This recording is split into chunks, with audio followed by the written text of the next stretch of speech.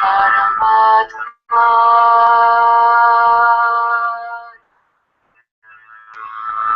Shri Bhagavate Sameta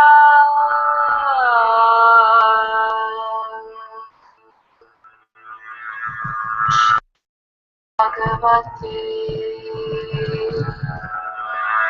Namaha.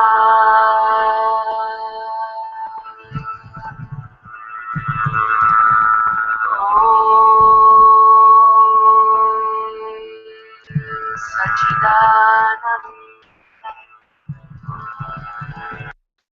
Brahma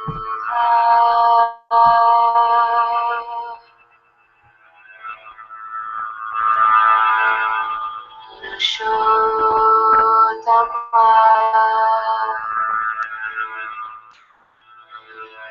Paramatma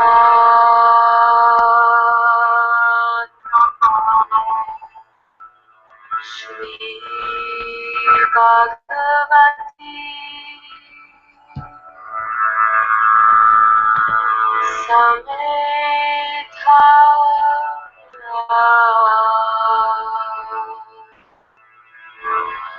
Shri Bhagavate Namaha.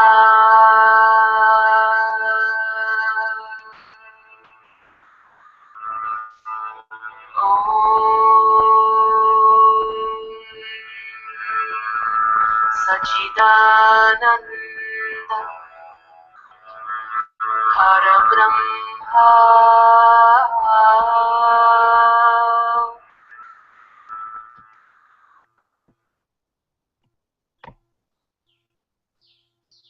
The hangout is full, beloved. Request you to make space for Father. We'll call you in when we have space again. Jerome, we need Father in the hangout, so request you to make space and we'll call you in when there's space.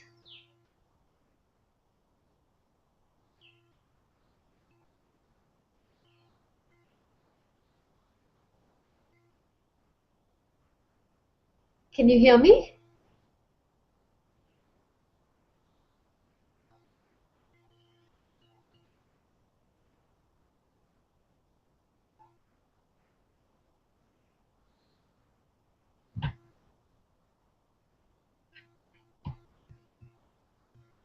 Thank you.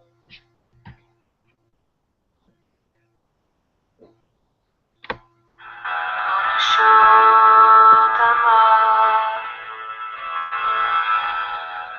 Paramatma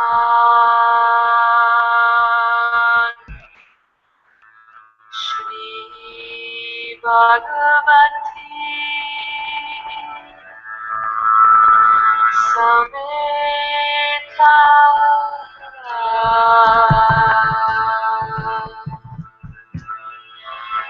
Shri Bhagavate Namaha.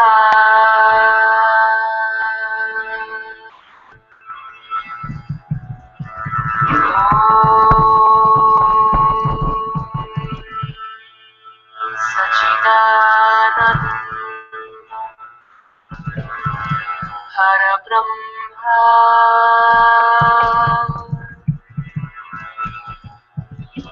Purushotama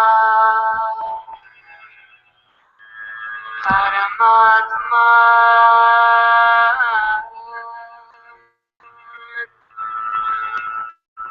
Shri Bhagavati. Beloved, request the last one to make space for Father. Nikki, the hangout is full, beloved. We'll call you back in. Shri Bhagavate Namaha.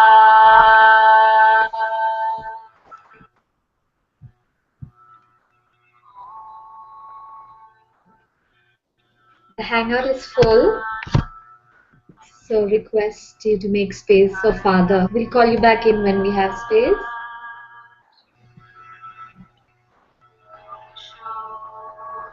Thank you.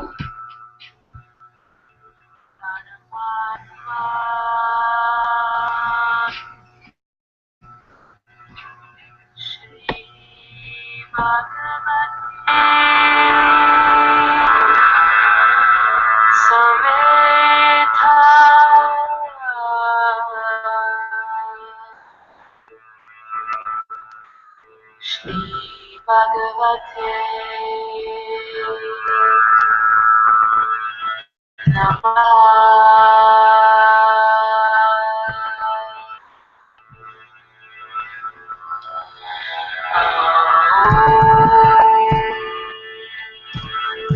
Sachidanand Parabrahma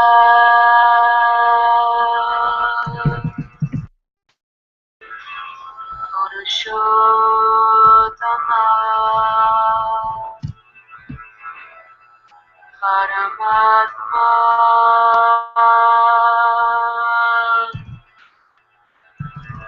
Shri Bhagavati Samedha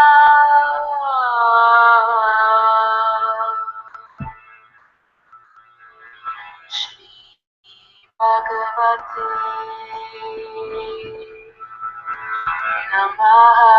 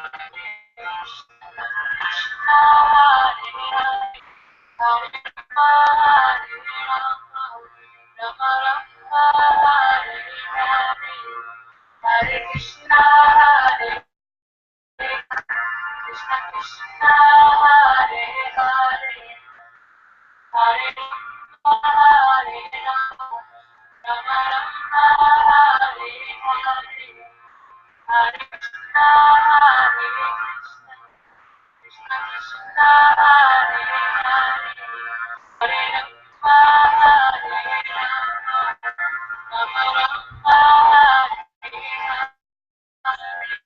Hare Krishna, Hare Krishna, Krishna Krishna, Hare Hare, Hare Rama, Hare Rama, Rama Rama, Hare Hare.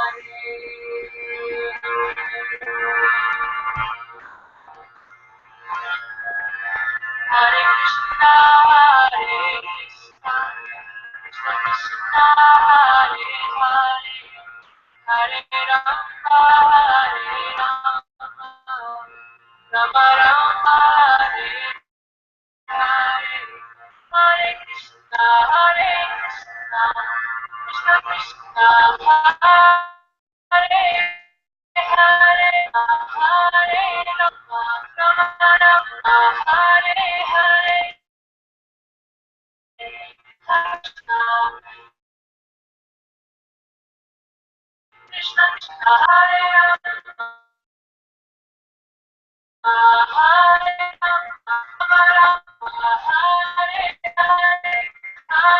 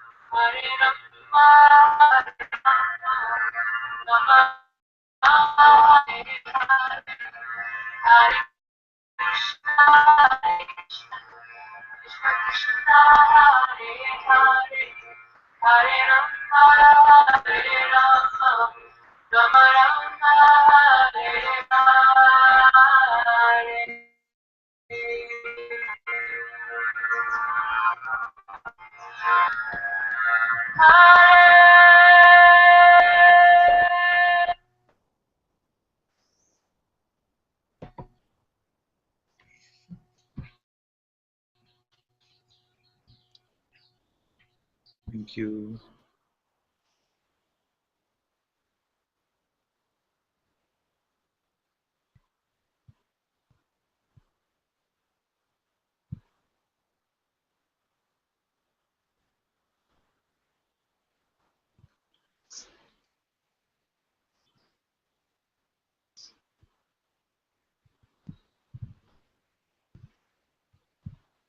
Namaste everyone. Very warm welcome to Satsang today.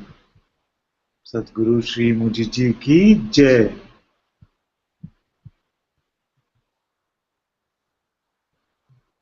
Thank you so much all of you for joining in.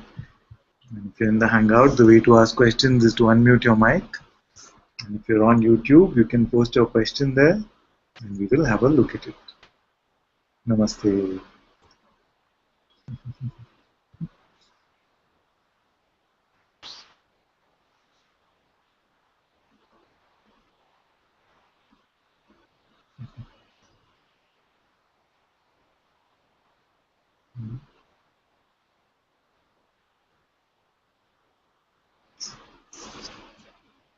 So nice to see all of you.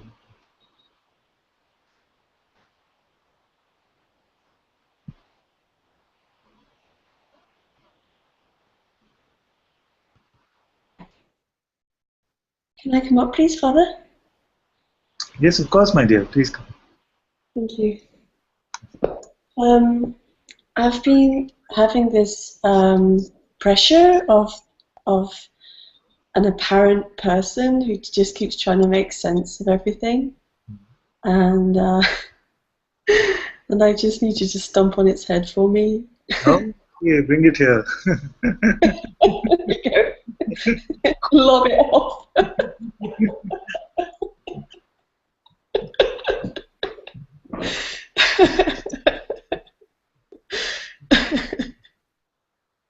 Is there something which still gets your belief? Sorry, say again? Is there anything which still gets your belief? Is there anything that still gets my belief?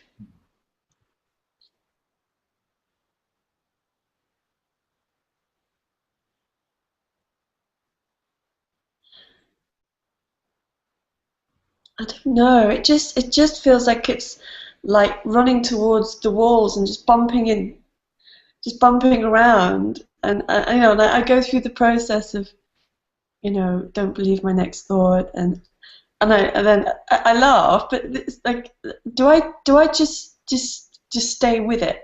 Just allow it to just run amok. Maybe give some more detail. What do you mean when you say it goes running into the walls? What does it mean? it just feels like a pressure. Or I'm trying to see what it says. It's just it tries to make sense of nothing. It's like it's just trying to make a dialogue of it, Okay. and it feels like a pressure, if a It's trying to contraction. is it trying to create a story about what is happening with you? Is it like that? Yeah, yeah, yeah. And then what happens? It makes me feel like Yes. there's a belief that I've lost it, and then it's like this sort of, I feel like I'm being battered about a bit. Yes. So it has this got it, lost it type story going on. Yeah, yeah, that one. And the it was what? Sorry? What was the it that was got or lost? Yeah, nothing. There's nothing to get. There's nothing to get.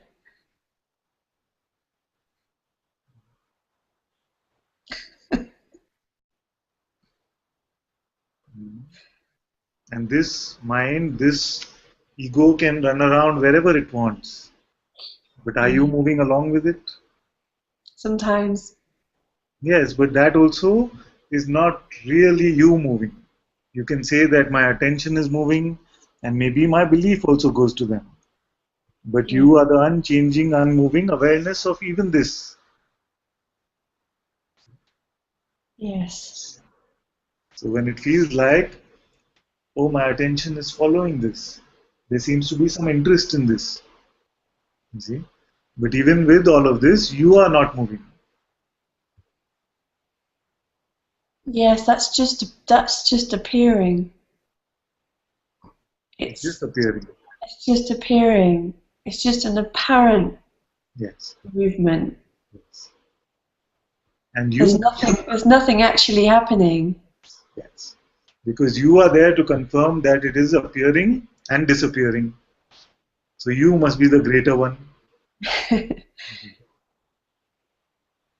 Without you, can there be an appearance? No, no. It just the me following it is just an apparent me following it. It's Yes. not actually happening. Yes. Yeah, So that is also part of the game. yeah, The game. yeah, Then, when we are not so concerned even about attention going around somewhere and trying to convince us about belief, trying to convince us about our thoughts, then we see that all of this can also happen. But in a yeah. simple instant of checking who I am, then we can see that I am not moving. And even my attention and belief can move, but I can never move.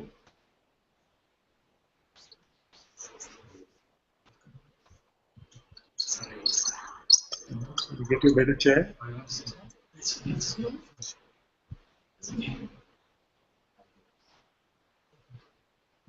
So it's just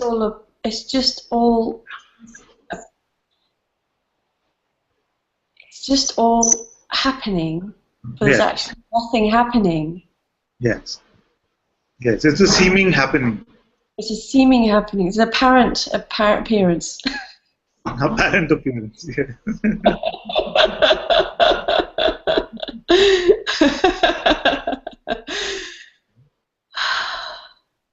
So don't say it is me. The minute we say it is me, then it seems like it is trouble. It Yeah, is, because there is no me and there is no getting it. There's nothing to get. yeah, and therefore nothing to lose. Yeah. It can happen like this also. You came to Rishikesh and it was a beautiful time. So something in the mind can say, let me not lose Rishikesh now. I want to hold on to this. It can be like this. Yeah. So Rishikesh is an appearance for you. You are not an appearance for Rishikesh. And even now, the appearance of Rishikesh is just me saying the appearance of Rishikesh. Yes, exactly. Yeah. There's- and there's nothing saying it. Yes. And the mind tries to get hold of that and Yes. make it into something for There is itself. yes. It's all about me, me, me. That is just, it's just, even now it's just all like sounds. This is good because like this only we will watch the words that come from our own mouths. And we say, Yeah, where is this coming from? That is completely fine. You see, as long as we don't attribute it to the imagined me, then there is no trouble in this. yeah. It's funny that the imagined me runs after the imagined me. It can pretend to do like this, yes. Yeah, It can pretend to be our ally. It can say, yeah, we are doing this together, we are in this together. Let's find the ego. The ego itself says, let's find the ego. Let's not let him back in.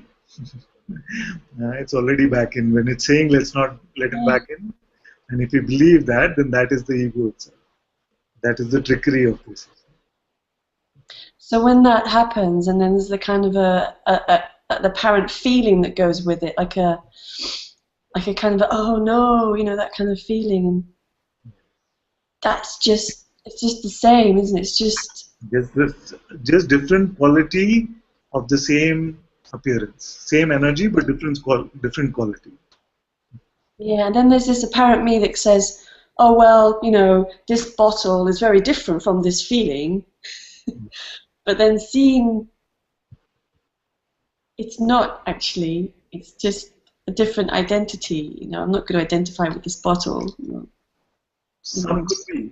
So there is potential to identify with any object, Yeah, external or internal. So as you said that all of this is just an appearance, just qualitatively in the realm of phenomena, it seems like they are different. So like this glass is different from this computer, is different from a feeling, is different from a thought. So apparently, in the world of phenomena, all of these are energetically different. But to awareness, all of these are just appearances. yes. So the one who is responsible for designing that bottle could be very identified with the bottle. This is true. Deep identification for them. Yeah, if I couldn't care less. Yeah, exactly, you see. Exactly. Way for some feeling that we have, somebody else, the next door neighbor, couldn't care less. Yeah, they couldn't care less if I was apparently running after my apparent Yes. person. They'd be like, They'll what be about like, my electricity bill? No, they'll be like, you need to get admitted somewhere.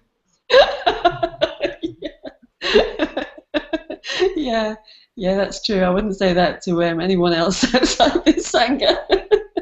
The parent me is running to the parent me, and the real me is watching all of it. Yeah. Okay. So let all that is appearing appear. You have nothing to do with it. No. There's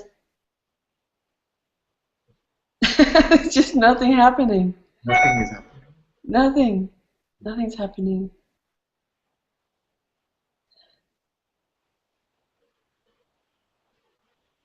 And this entire realm could be burning to pieces, but in reality, nothing is ever happening to you. Yeah. Because really, it's just all the same. It's just where the attention chooses to go. And then that's seen as well. Exactly. That's why it's very simple when we can say that there is awareness and then there are appearances. There is nothing else. And ultimately, even appearances arise within awareness itself. But just to see like this, that there is awareness and there are appearances, then it makes it very simple. Then we're not labeling every appearance and saying, oh, this energy came and then this thought came and this person came and then this happened. Appearances are happening to appearances. Nothing ever happened to awareness. Yeah.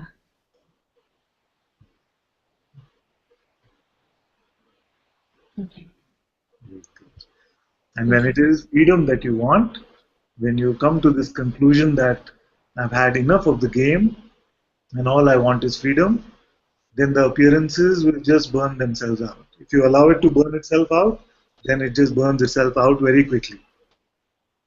But when you supply it with the me energy, then it seems to then get a life of its own again. Then it starts to breathe again. It's the oxygen for the ego. This belief that it is happening to me is the oxygen for the ego. Mm. You said something really powerful last week to somebody else. I can't remember who it was. They said that when they go off, in a daydream, they were talking about going off in a daydream and coming back. I don't remember exactly what it was. And you said this one sentence. You said, "Was it a bit like blinking?" that really stuck with me. And so now when I find that I go off in a daydream, and then there's this appearance of coming back, but it's not. I've seen that it doesn't actually happen. It is literally like blinking. It's like it's an idea that I've gone into a daydream when really I haven't. You haven't moved at all. No, it's like it didn't happen. It just is like blinking almost. Yeah, so thank you for that. It really, such a little thing, but it was powerful for me. Very welcome. Always. Okay. Thank you, Father. I love you so much. Oh, I love you too.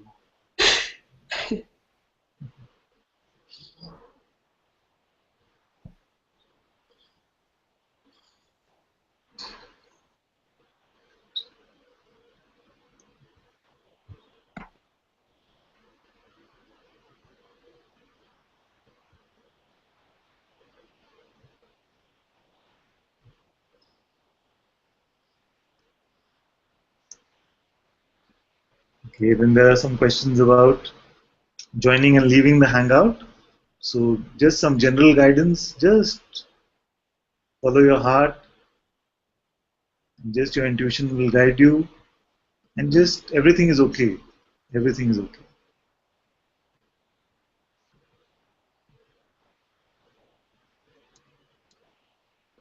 Okay, there are some questions.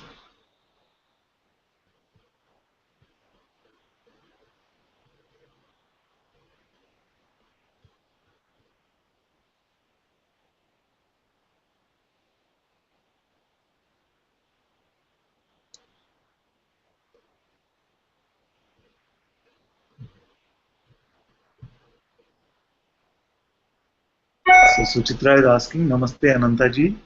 Normally is thought automatically believed until we withdraw belief from it. What is the best thing to do with one's belief if it is not going to thought? The best thing to do with one's belief is to keep it in your pocket. Don't give it to any appearance at all. Just let it not be used at all. Because belief actually sounds like a beautiful word, but belief is the power to pretend. The truth does not need our belief. The truth can be seen, can be verified, can be experienced in this moment. Therefore, the truth does not need the crutches of our belief. So, we are not asking for your belief because we are not replacing one concept with a new concept. If you were supplying a new conditioning, replacing old conditioning with new conditioning, then I would say you must believe what I'm saying. It is like this, please believe me. That would be my request. But that's not what I'm asking. I'm saying it is like this. Can you please check whether this is so or not? So what is it that we must do with our belief? We must just not give it. Keep it with us. And the first part was that thought. So it can seem like belief seems to go to the thoughts automatically. But you will find that it is going to those which we are habituated into believing. So if you've created a strong identity around something, then we find that it seems like it is almost automatic. The process of giving belief is actually a sort of an effort, but because it's become habit, it seems like it just happens on its own.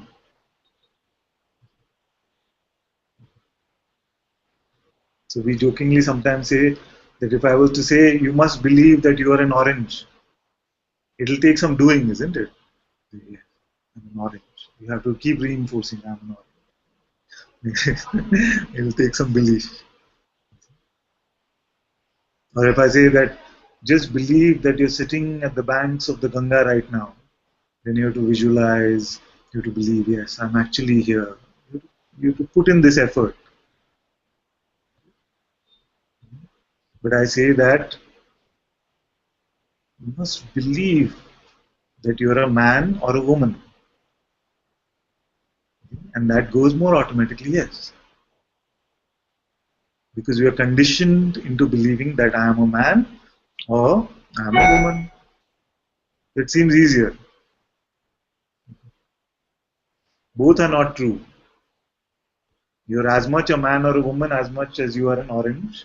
So both are not true.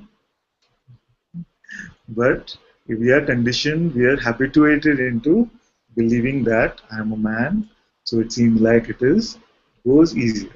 But once it is seen, and again it is seen, and we check over and over to see what is it that I truly am, then there will come a point that even this will require a lot of effort for you to pick up that I am a man or a woman. You will actually look into the mirror and say, who is this? It can happen like this. It doesn't have to. It's not one of the things you have to add in your checklist for freedom. Okay, so that was question 1. Then there is a question 2.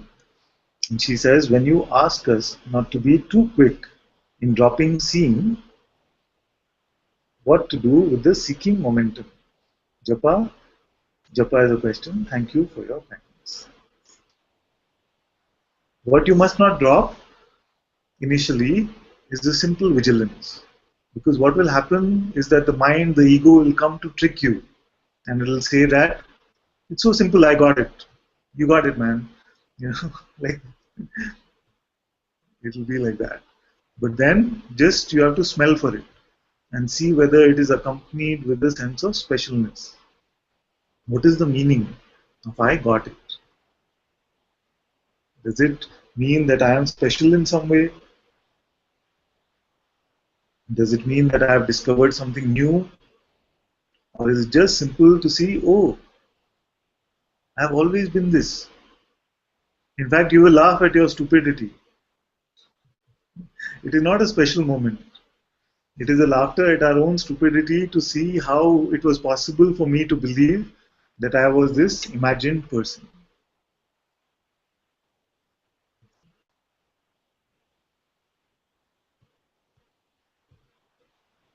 So that is why it is said that if you believe that you have got it, you must come to satsang.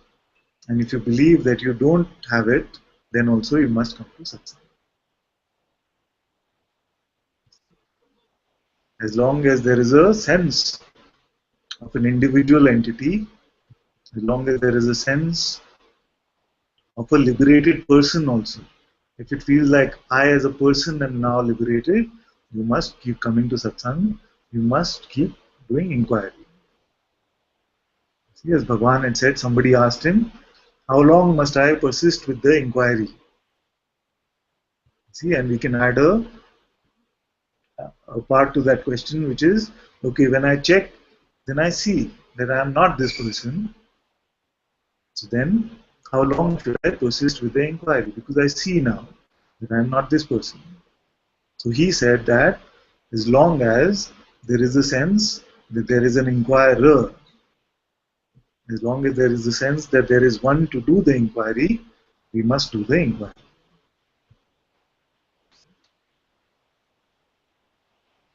Otherwise, what happens very quickly is that we become very neo-Advaitic in our expression. You see, and we start using words like Who is there even to do the inquiry? Who is there to come to satsang? But you can smell that it's still coming from the person, does not have the perfume of the self. And once you fall into this trap, then it's very strong resistance. You see, it's very smelly, strong resistance because the words are true, or as true as words can be.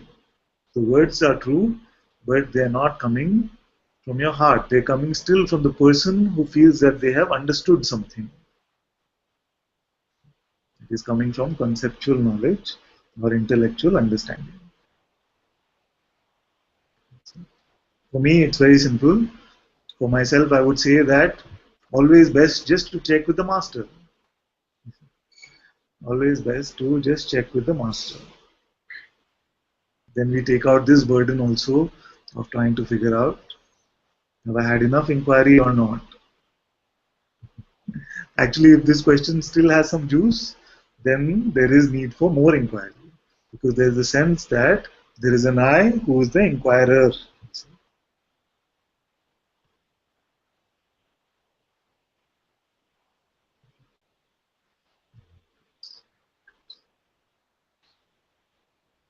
And today is Bhagwan's Mahanirvana day, the day that he left his body.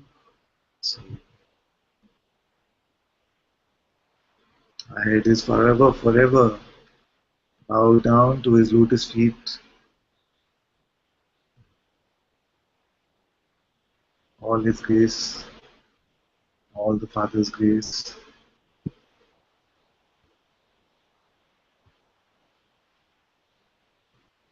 May our heads never move even an inch away from his feet.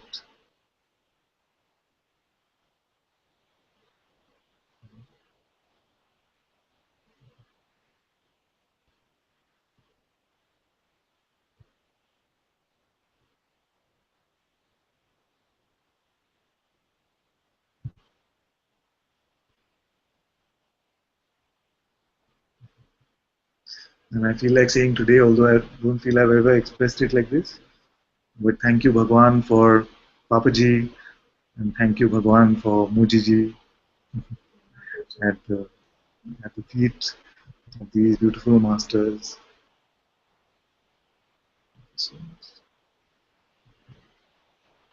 So you never left us actually, isn't it? You continued as your holy presence, and the same holy presence then now is with our masters.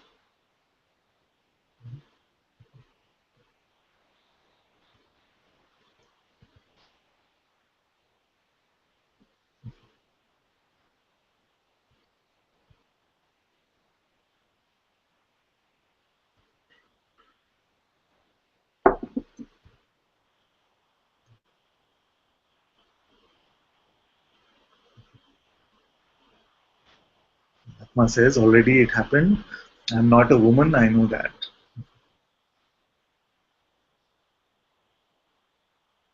All what I perceive now is coming and going of some energies, yes.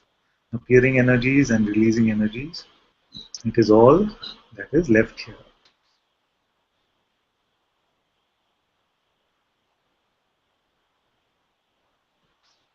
Bhagavad Gita says, Om Namo Bhagavate Sri Ramanaya.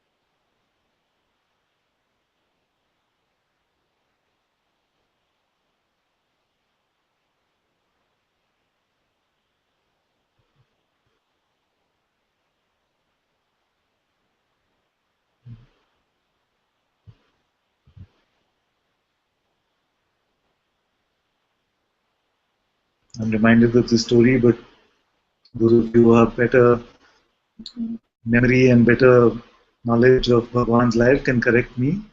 But I remember that there's a story about this woman when Bhagwan was suffering from cancer, his body was suffering from cancer, and it seemed like the death of the body is near. She said, Bhagwan, you cannot leave us. And he very simply said, but where would I go?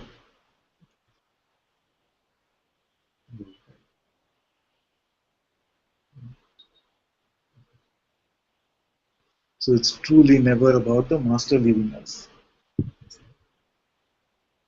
As long as we are open, as long as our heads are bowed down at the feet of the master cannot leave us. It's like this other favorite video of mine where this devotee comes to Papaji and he says that when I'm at your feet, then everything is so beautiful. But when I'm in the marketplace of the world, then everything seems so difficult. And Papaji said, but then why do you leave? So to be at the Master's feet is to just be open in our heart to the presence of our own Satguru. Cannot leave.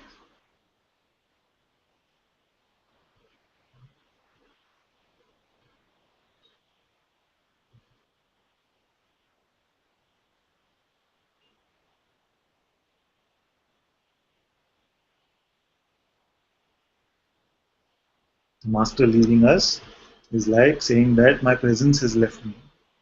And who can report such a thing? That my own presence left.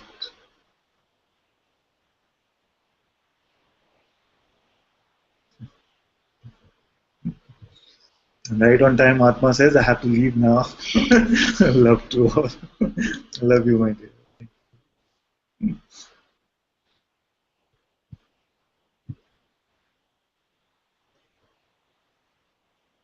It's not possible for Atma to leave. The presence which we speak of is Atma.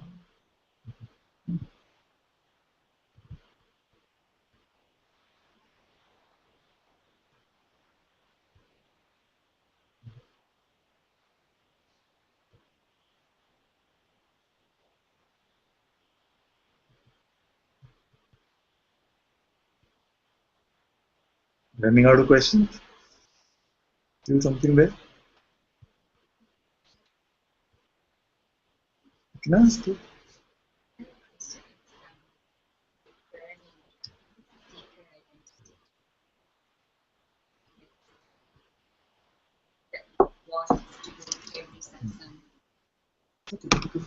The seeker identity is important for everyone to hear about. This one wants to do what? It wants to go to every satsang. You're saying that if you come to Pune, then you pick up the seeker identity. No, it's the one that's struggling because I haven't made a decision. Yeah. So it's like, oh, you're Very missing nice. out. We went the whole day, more than a day, because we had satsang in the morning yesterday. It's almost a day and a half. And we've gone a day and a half without a decision. So I'm very happy with you. Seriously. Because I know that you can just keep chewing at something. You could get used to this one. Yeah, it consisting of like it's saying we're going to miss them. So then I feel like, oh, something is saying there's something more to get. Yeah. Like missing out, you're missing out.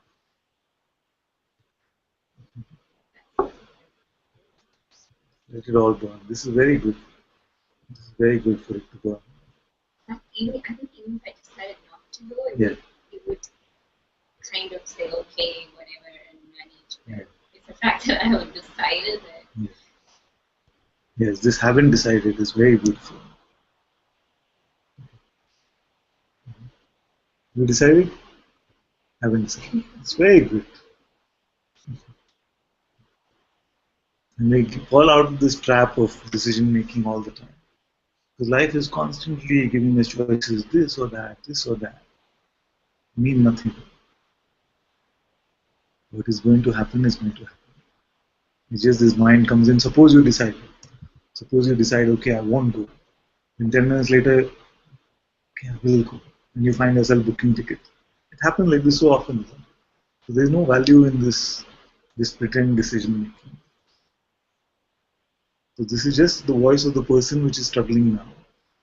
The voice of the person who will struggle about what you're going to do, will you miss out? Hmm? Who?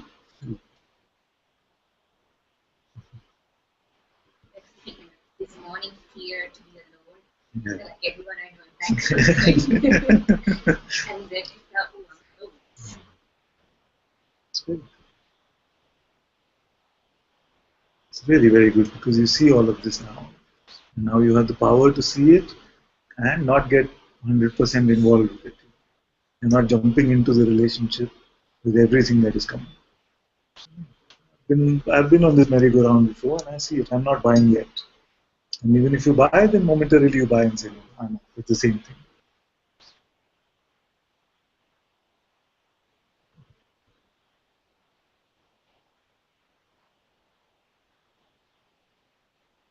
Seeker is still there. It'll be there. All these identities can continue. But you are saying that the seeker is there. That means you are not the seeker. As long as this is clear, that the identity can play around, which is just a bundle of thoughts and beliefs, can play around. But I am not that. Then nothing can truly make you suffer. So what do you mean when you say seeker is there? Feeling Yes. I want something. Yes. Longing. And now you're allowing it to appear and without getting too involved, isn't it? It can come. The energy can come, thoughts can come. But what is this? Why can't you decide? All this will come. What's going to be is going to be. And then you will find automatically everything is moving. All this movement is part of the same movement of your dynamic aspect called consciousness. Even the decision, the indecision, the going, the not going, the adventures, whatever happens, is the play of the same energy.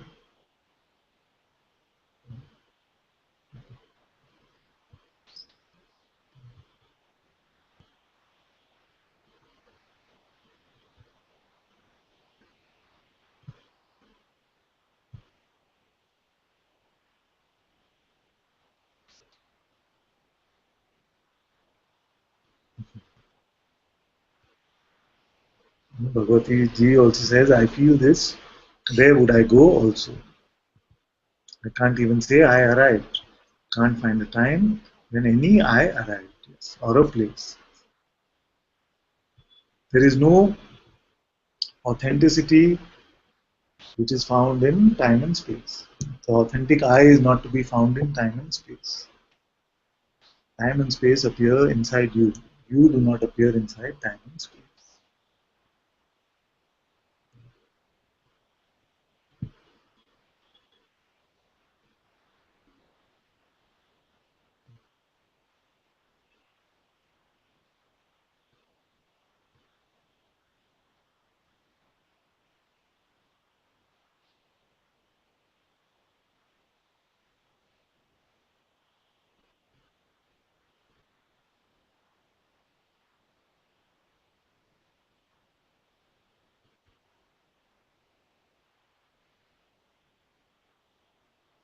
And this is not some exotic, esoteric thing which I'm saying. It's very simply seen that when I am not, then there is no time. When the presence is not, the I amness is not, the beingness is not. There is no time, there is no space. It's deep sleep. Then it must be seen that in the presence of this I amness, first there's the sense of I am. Then there's a sense of time and space.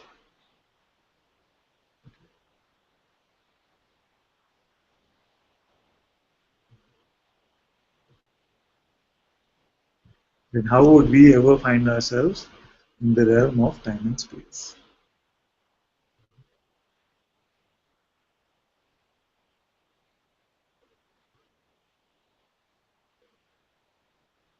Shanti says, Father, I see that there is a force here trying to build a defense for a person. But something else is saying, relax, there is nothing to defend. There is nobody that is a victim. If you're not in time and space, then what can victimize you?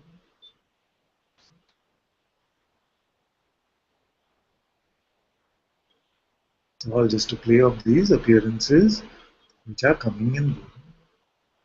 But you are the witnessing of all of this.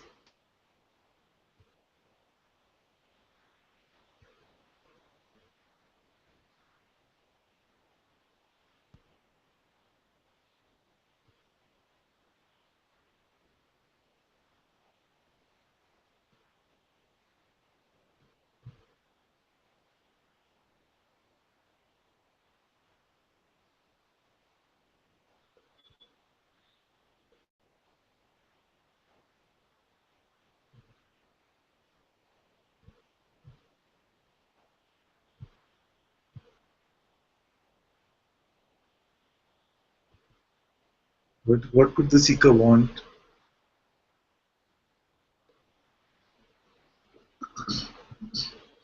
You must say, no, you must ask. So if the seeker is here, so we can say, so what does the seeker want? Joy. Joy, feelings. Joy. And both of you are smiling so broadly. So anybody from the outside would say, they want more joy? No, it looks like they have quite a bit, don't they?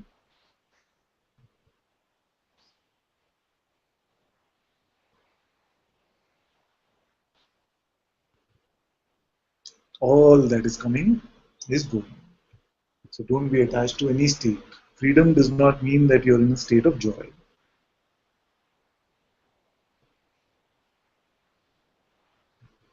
If you're always in a state of joy, would you even know joy? Maybe you already are always in a state of joy. How do you know? You do not know. You know feelings only through the contrast.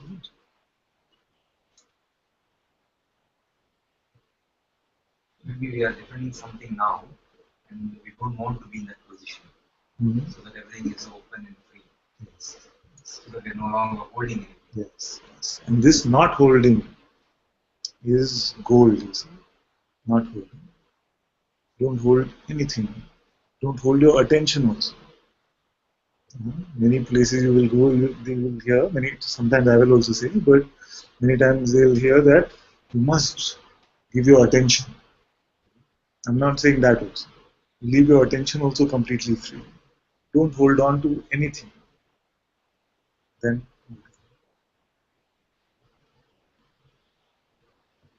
do you know what all you can hold on to? I think the closest thing is the identity. That's the one which we seem to hold very tightly. Yes, but what does identity mean? What do you mean when you say I can hold on to my identity? What does it mean? I don't know how to express it. It looks like there's some kind of anchor in the body, as if I'm rooted somewhere in the body. So when I ask you, can you stop being now? No. Did you refer to the same anchor? No. I'm referring to just being aware when you ask me. Just so all anchor, everything must be then seen, isn't it? Yes, it's being seen. And you must be the witness rather than what is witnessed.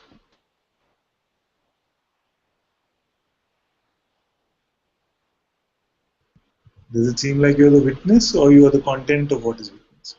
It seems like I'm both. You're both. I'm both the feeling. Yes. And so it feels like you're this bottle? Because the bottle is also witness. But I can relate to that. Is it that something which is seen this way, or is it something that you're picking up from knowledge, that I must be also this perceived world? Is it like that? No, because we have heard this very often also, no? That we are one, this is Advaita, therefore all must be one, therefore all Jaya and Satsanga and Anandi, all the one. Is it like this? Is it coming from mental understanding, or you really feel you're one with this bottle? No, I don't feel I'm one with the bottle. Okay. Why then there's separate objects? Yeah, I think this is more like visual object. Okay. There's a distance. Okay. But with feelings, it feels very close, very intimate. Okay, but still, when you say close, it means there's still some distance. Yeah, otherwise you would say it is me. Otherwise you would say that feelings are me. When you say something is close to me, I can say this bottle is close to me compared to the road. That means although it is close, there is still some distance. What I'm trying to say is I think the objects are a little different than feelings. Somehow feelings have some kind of power. Is the perceiver of external objects different from the perceiver of internal objects?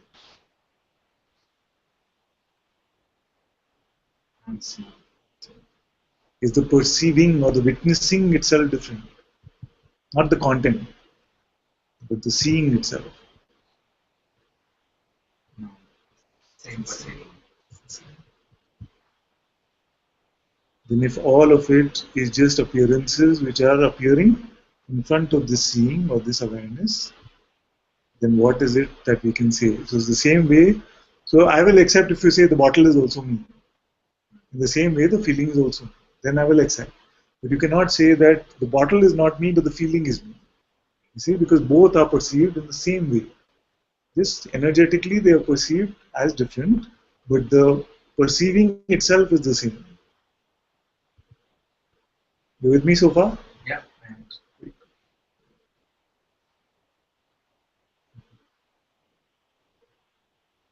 To find out whether the witnessing of the feeling is the feeling itself, or is it uncontaminated with the content of even the feeling? Okay, I think we have some vested interest in feelings, Yeah. as opposed to objects like bottles or anything else. Meaning, like we want to feel something positive, joy and things like that. And anything in the appearance, if you call it me or mine, this is called an attachment, which means trouble. What is attachment? To see something in the appearance and to say that it is me or it is mine. So then, what we call good feeling, when it comes, when we say this is my feeling and I want it to stay, but no feeling comes and stays. It has to go eventually, isn't it? And when it goes and you say, oh, I lost it, it was so beautiful, that was it, I'm not here now. See, all this kind of trick can come. But you tell me about the appearance, tell me about the awareness. Awareness is the same. It's the same. And where are you in relation to this awareness? I am the awareness. Not from the knowledge. No, as a matter of perception, right? Yes. Like seeing and listening. Now speak as the awareness. Do you want something?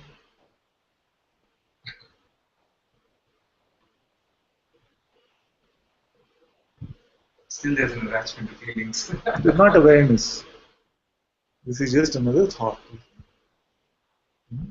So when I say speak as the awareness, it's not like awareness now will start speaking or something like this. It's just the eye, the chameleon eye has gone from identification with all the appearance, has come to this awareness, and I can see that I as awareness have no concept of wanting. There is no concept of freedom or bondage. There is no idea about anything that needs to be controlled or a life that needs to be lived also. This is what I mean when I say speak from awareness. Because most of the other things we can say come from the perspective of personhood or some phenomenal identification. But can you ever become just this appearance? If I can become what I see. Yes, only that. So can you turn off the witnessing and just be the content? No. So in this simple exercise, this simple pointing, it is seeing. Because you cannot turn awareness off now. You say, I want to be the awareness. Many say, no, that I want to abide as awareness alone. But I say the opposite. Can you become something else and show me? Show me how you are not abiding. Can you become the feeling and show me? then who will report that the feeling is there? That means there will always be the awareness of it. So you, in your ultimate absolute nature, can never get mixed up in the projection. It's only the mind which will come and say that it feels like, it seems like, it's not, it wants to keep you in this loop. But what do you actually see? But wouldn't you say that which keeps itself separate also is the mind? Like that which separates itself from the bottle or from The oneness is not this oneness which you're thinking it is. The oneness is just to see that awareness is all there is. I am all there is. And in my presence, there is the birth of consciousness. So God takes birth inside me. And in the birth of this God, it's like the light comes on. And when the light comes on, all of this is projected with that light. Therefore, ultimately, all is awareness. You see, because awareness is all there is. Therefore, consciousness itself must be made up of awareness itself. So it's like a dynamic component or a solidified. It's like ice and water. Ice is also water, but it seems like it is more solid. So it is not that you will be walking around the road. That could also happen, but it's not necessary that you will be walking around the road and feeling that the tree is me and the road is me. That is not Advaita. That is not oneness. The oneness is very simple, that I am the pure witnessing of all of this, and it is in my awareness that the birth of consciousness also takes place. And with this consciousness, this entire play is coming as a projection of my consciousness. This one being. Doesn't mean that I, as a personal appearance, as the appearance of the body, because when you say like this, that I, as this one, should feel that this glass is also me. So already there is duality in that, isn't it? Because first you are saying that you are just a part of this appearance, which is this body, and that body should now start feeling that it is the same as the glass. It is none of this. You are not here at all. We are not in this realm at all. Where is awareness? So that's why I say that almost as potent as the question, who am I, is the question, where am I? See? So what would you answer for this? Where are you now? I can only say here. Here? What does this mean here? Here as in here on this chair? That's what it means, yeah. So, and when your senses are closed, you see, then is there a chair? There's only sensation. There's only sensation. So the chair is gone. So are you still on the chair? It's not that localized anymore. So you will come to this realization that I am that from which time and space itself take birth. Without me, in my dynamic aspect, without me as I am, there is no time and space. In deep sleep, where are you? Nowhere. Because there is no space. There is no time also. The time is only in the presence of I amness. So that's why I say that you are not here, as in spatially here. You are the here in which space is born. But I don't want to be too radical. I think that what we must, I think the simplest way is just to see that no person ever existed here. If that much we can see, then all these insights will come. Because if you try to understand all of this with the mind, then it becomes more concept. So I don't want to feed you more concepts. You must, now that you're here, utilize this time to really discover, was there ever a person here? And that will be fairly quick. And once you see that there was never a person here, then when you ask yourself, who am I? Then you will find that you are always just this pure witnessing itself. Not even a witness you are, not even a seer you are the seeing itself. Otherwise, very quickly the mind can come with this concept, okay, witnessing is here, therefore I am the witness. We can use that conversationally, but we must also check whether I am an entity called a witness. Is there really an entity called a witness? Anyway, I feel concepts and ideas don't really create the qualitative change that happens. Yes, exactly. That's exactly my point. So that's why I don't want to feed you too many new concepts. Just stay with this and tell me what is clear for you now. Just there's an awareness of being and seeing and listening and feeling. There is awareness of all of this. And is there any trouble in this? When you ask the question, that immediately the mind goes to feeling level. And it looks at feelings and sees everything is. Yes, but now you're speaking as who?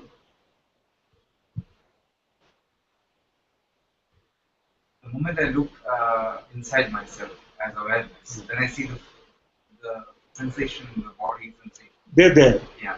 And is awareness touched by them? Is the space affected by whether this bottle is transparent or whether it was green? I think it's not. No, you must check. You must not think. You must check whether awareness is really concerned about whether feeling is joy or feeling is anger, whether feeling is frustration or feeling is something else, or is it just something which is just there, but it is only the mind which comes and says, "Oh, this is frustration and this is." See, this is the interpreter's voice. Okay, would you then say that that which wants joy or wants to change the feeling is the ego? Yes. Yeah. All wanting is of ego itself. All wanting is personal. All desire and aversion is always personal. That's why we say that ultimately even the seeker identity is personal.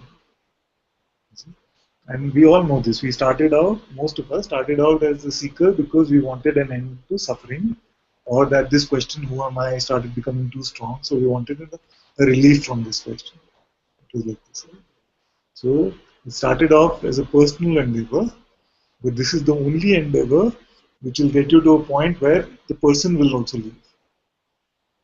All other desires, whether it's material desire, emotional desire, physical desire, are perpetuating the sense of personhood. It is only the desire for freedom, desire for liberation, which brings you to a point where even the person is then resolved within it. That's why we can say that it is the auspicious desire. Many say, oh, but even I don't want to be a seeker because even that is a desire. There's a time for that. You see? And that's why I say don't be very quick. You can. So what basically happens is we keep all the other desires alive, and we say this seeking thing I'm going to drop, or all the other attachments alive, but the attachment to the guru I will drop. This is the trick of the mind. So that's why I say you keep this for dropping last. Use this as the thorn to remove all the other thorns. Then this thorn will also be thrown away. So nobody is saying that you hold on to the seeking, you hold on to the desire for freedom, but don't be too quick to drop the thorn which is helping you to remove all the other thorns. But all desire, even the desire for freedom, is personal. Awareness knows not any desire. What could awareness desire? What can it get? What can it give? All these things are just concepts for awareness. It means nothing. What does the sky desire? Is it saying I want this type of cloud with this color and this is how what you can? It's not saying. Where is the sky? It has no even existence like that.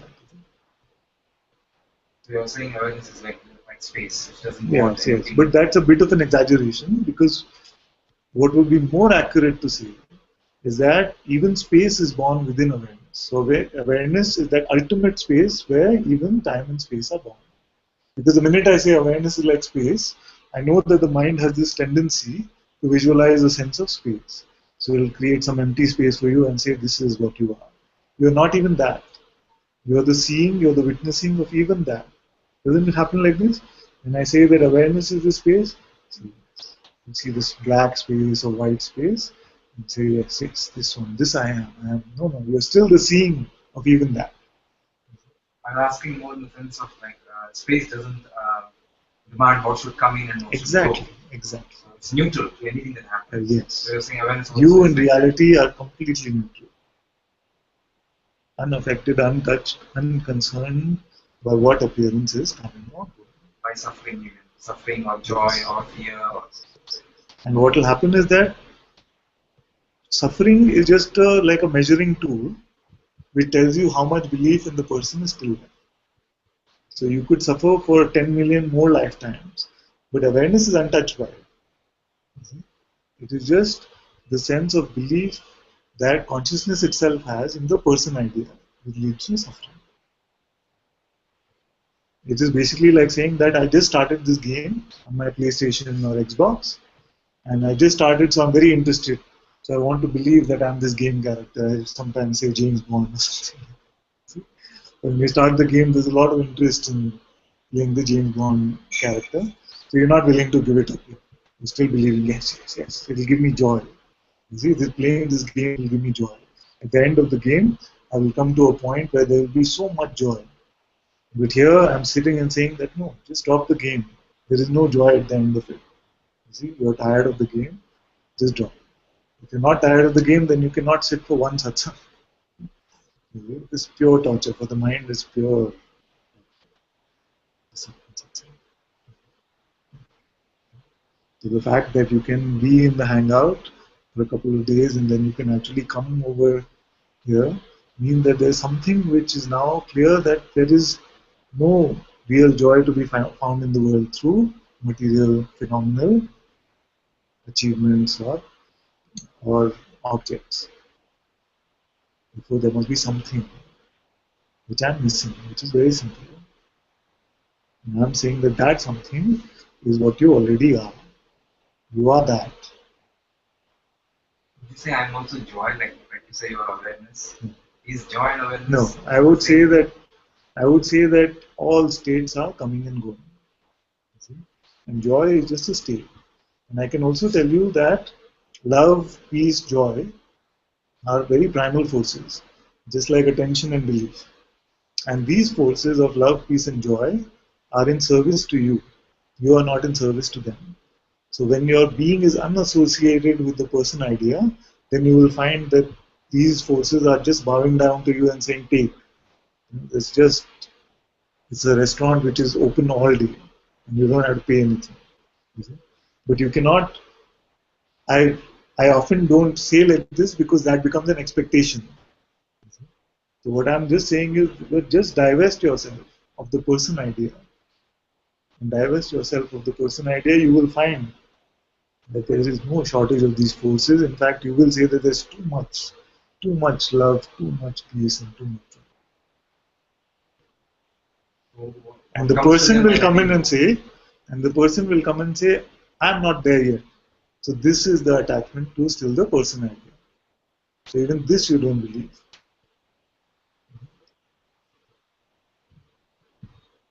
Yeah. Sometimes it seems like a vicious cycle. You know? Like you are somewhat disconnected with the sense of being or joy, whatever it is. But this you is still the personal voice, you see. You have little time. I know you're traveling from another city, so I don't want to beat around the bush with you. So when you say that I feel that I am disconnected from the sense of being, this I is still the personal voice. It is not the voice of awareness. So you must then introduce who is this one who feels disconnected from being. The being is not saying it. Ultimately, being is only saying it, but for the purpose of this conversation, you can say being is not saying it. Awareness is unconcerned even with being. So then whose voice is this?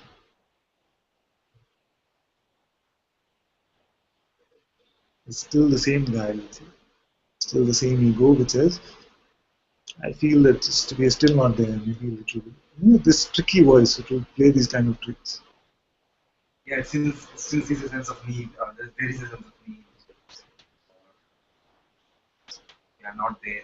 What is a desire is only a thought believed in. A thought is just a resistance to what is. And the minute you pick it up with your belief, then it becomes a desire or an aversion. It's the same thing. So this neutrality which we spoke of, this person does not know. The mind is very uncomfortable with this neutrality. It cannot fathom it. So then would you say the neutrality has to happen, or Neutrality is already here. The seeing is already neutral. The seeing is not saying that I want to see only this. The seeing is not saying I want only green color bottle, not glass bottle. It is only the interpreter with the mind which has preferences. okay, then the eye that sees the need, there's nothing it can do in a way, right? Would you say The eye that sees the need need? does not recognize that there is something called need. See? Just like the sky in which the cloud is coming does not recognize the fact that this cloud is dark or this cloud is white. So awareness is not saying, is not judging and saying, okay, this is like this is like this. Just simply seeing. The seeing is seeing and the being is being. It is the mind which is causing all the trouble. It's the mind that wants. Yes.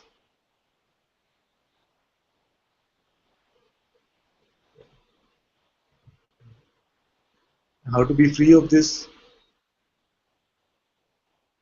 I don't know, just be aware. Just don't believe your next thought.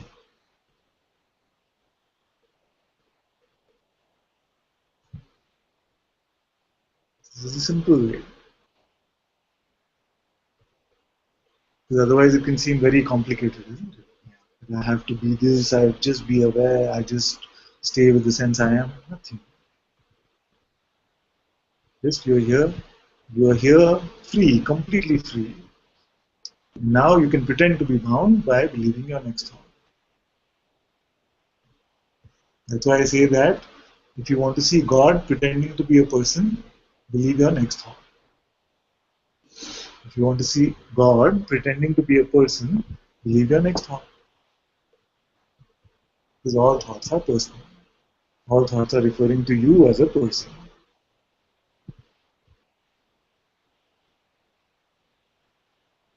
Get it?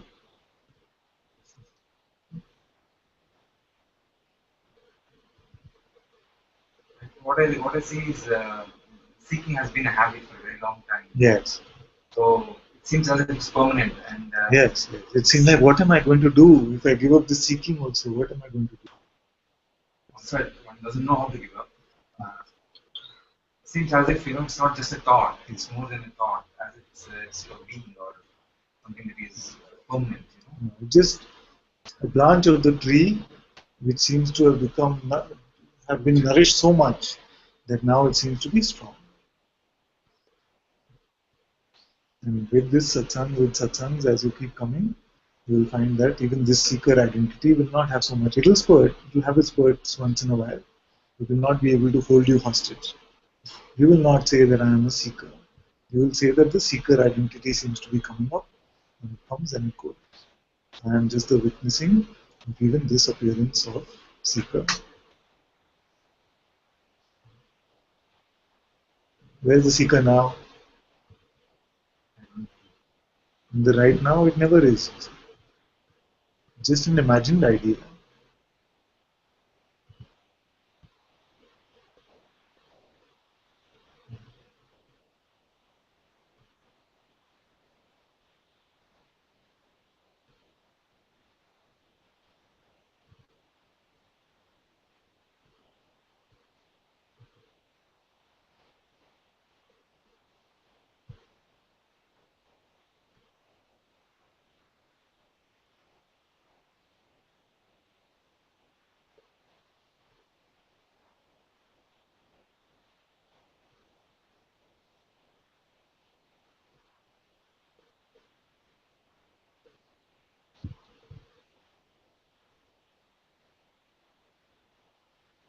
Anna says, Ananta, thank you. Every question that I started to write turns out to be just a thought of the person.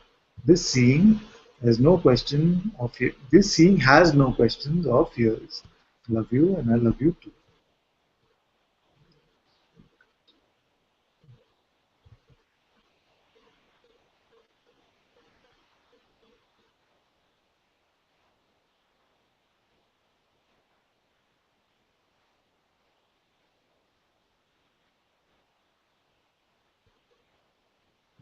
And Dr. Kanchan says, Anantaji, thank you so much for all this pointing. So many subtle traps are being shown by you. I am so grateful to the Satguru. I love you for all the clarity. Thank you again. I love you too, my dear.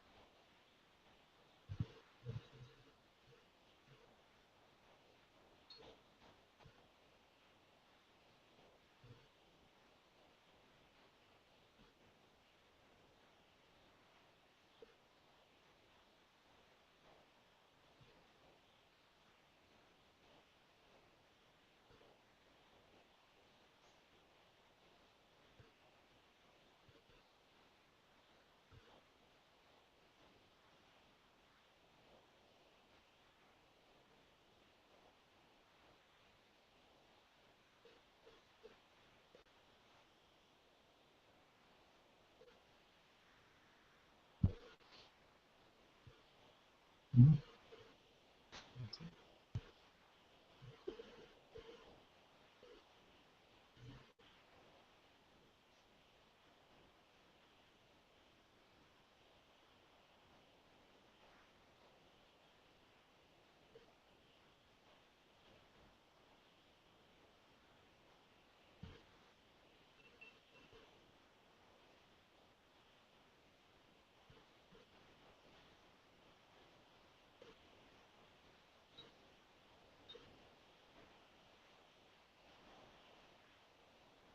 Yes. So Chitra says the mind is just a few basic tricks in its arsenal and some advanced variants of the same, and has been holding us hostage with so little. It's very true. Just four things, basically. Just four things. One is body. I want healthy body, my body like this, why body, body. Second is the sense of security, money, work, job. Second. Third is relationships, special relationships, partnerships, family relationships, all these relationships. And fourth and final one is the search for freedom also. Is the final problem.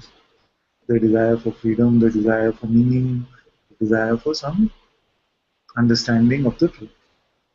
Besides these four, anything? So all this seems so complicated, actually it just boils down into these four things. The mind just boils down to these four things.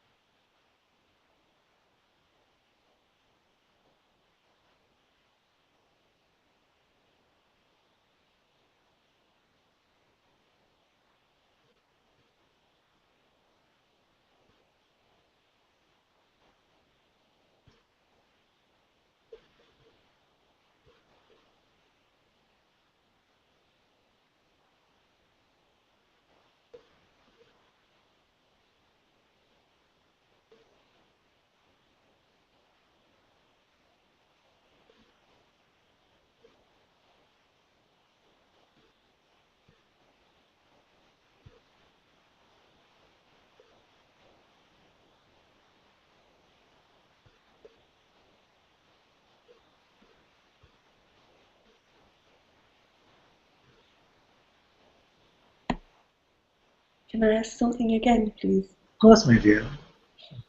You asked me earlier about is there any kind of beliefs there, and as you were speaking, something did occur, did come up for me, and it sounds a bit strange. And I Okay. know it's a belief. It's about believing that there's all these like there's all these other lives. Like my daughter's there with her boyfriend, and there's all these other lives, and and it's my mind tries to get hold of that and tries to tie it all together, and somehow there's this like it's all playing out, but it all somehow holds together. Do you understand what I'm trying to say? It's like I try to believe. It's like my mind wants to believe there's all this other things happening outside of this moment, because somehow it all seems to tie together and hold. Yes. So And it's like all that is being reported in the newspaper must actually be happening, isn't it? yeah, I guess, but somehow I seem to get hold of that, and that's okay. It's okay. It's not so troublesome. people in my life, and it just seems to hold together somehow. Yes. Yes. And you will start seeing that all of this has a beautiful synchronicity about it. Everything is flowing very beautifully, exactly like it is meant to. When we lose the fear about what could happen to us, then we start observing the wonder and the beauty of all that is happening, all that is appearing around us. When we find that there is nothing to defend, then nothing will ever attack us.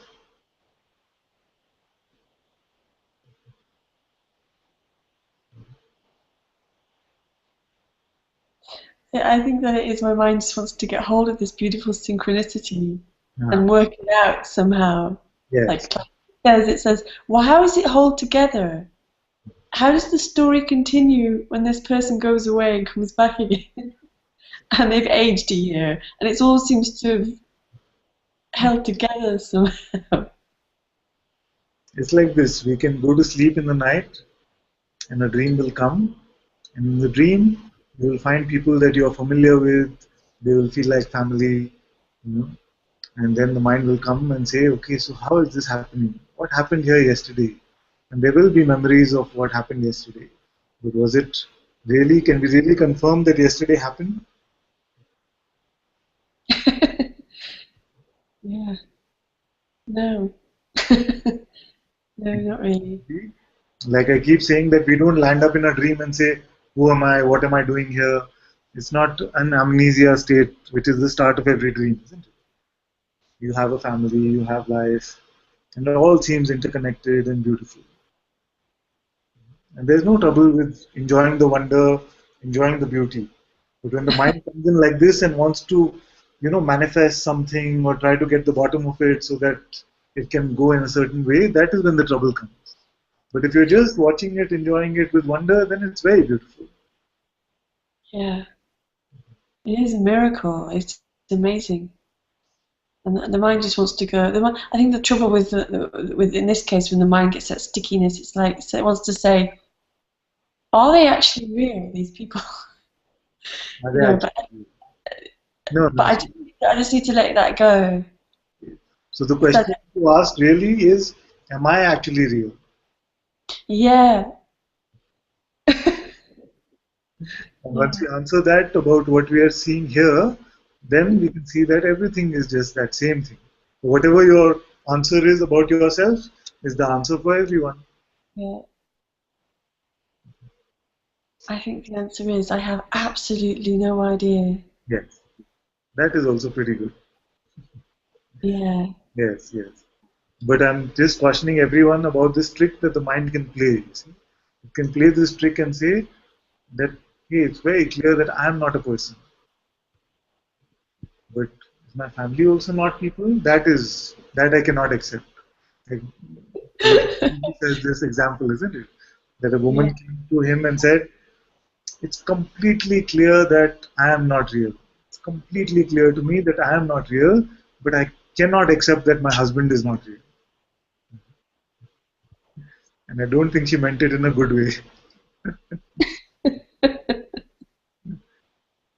Yeah, because in that case, the mind just wants to make stories, doesn't it, about the husband and what he's doing wherever he is and all that. What we are basically saying that I see that there was never a person here, and all there is consciousness, but all the others, they are still people.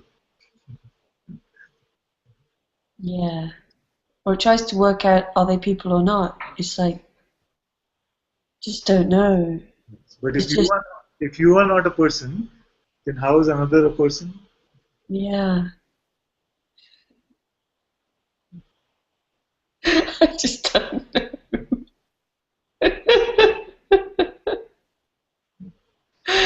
Discover whether we are people or not, and then we'll automatically be able to see whether the world is full of people or not.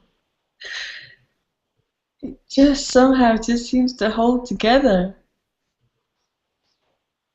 Yeah.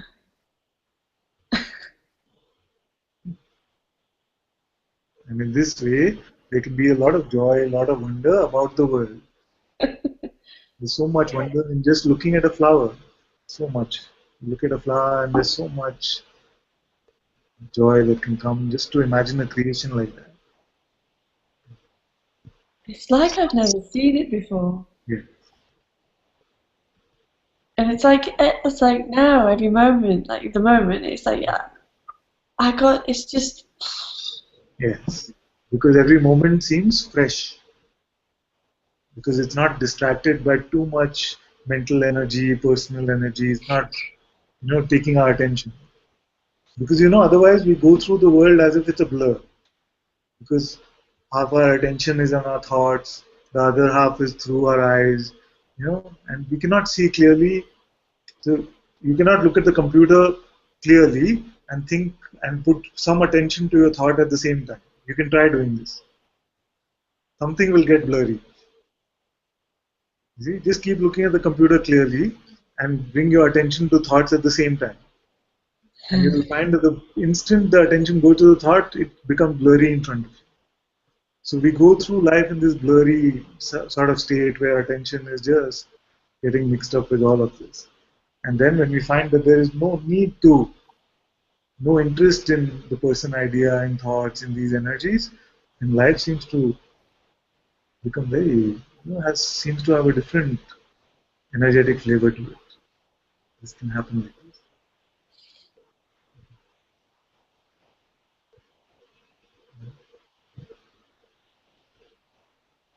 okay. So it's not necessary at all to renounce the world. The world is full of joy. It's here for enjoyment. Not necessary to renounce the world.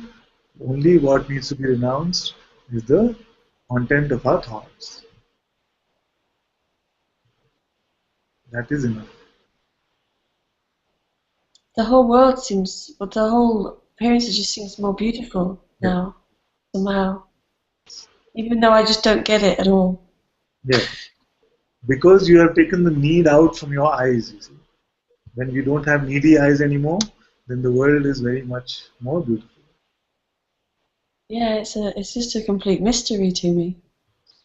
I have no idea what's going on. This is very good. This is what is wonder. This is wonder. Yeah. Because for most of humanity, what do I mean when I say needy eyes? We're just going around everywhere saying, what's in it for me, what's in it for me, what's in it for me. When you're looking at things, we're saying, what's in it for me. This is the mantra of the ego. What's in it for me?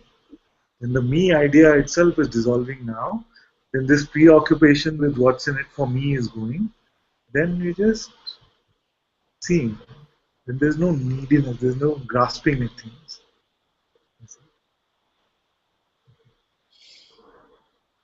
I was just thinking, like, in wonder at seeking, the Yes. seeking arises. Yeah. So this, Yes, but then the seeking, when you say seeking, it seems to have a lot of juice, juice. desire, let's say and things. desire. Yeah, yeah. But when you say desire or seeking, it seems like strongly that we are involved. But you already you're saying there's wonder at the seeking. Same way you can say wonder at the suffering. Yes, Then it's not really suffering anymore. Yes. It's like it's there, it's dancing around a little bit. It's not really, you're not believing that it's happening to you. You see that I am the seeing itself, but there's these energies which are playing around. You can say so there can be wonder like this, but the bite, the sting will not be there.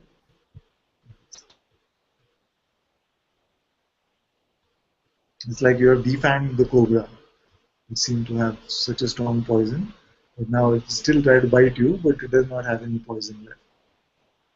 Because I think there's an instinctive response as soon as there's a sensation of suffering or desire or pain or anything. There's a urge to do something. So I was thinking, what is the right response? Yes, don't believe your next thought. When the feeling comes that something is suffering, and there's a sense of there's some suffering happening, just know that you picked up a belief. You cannot suffer without believing a thought. You can check. And you will not be able to show me suffering without showing me that I first believed this thought, and therefore the suffering came. Therefore, at that point, what should we do? When we feel that some suffering is there, what is past, forget about it. Just the next thought, don't give it your belief. And immediately you will see that there is so much more space, so much more freedom.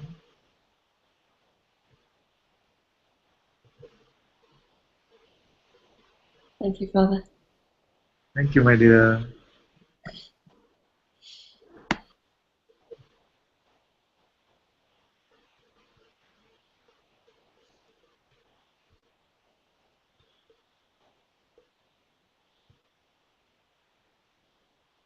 And Nikhil has this question.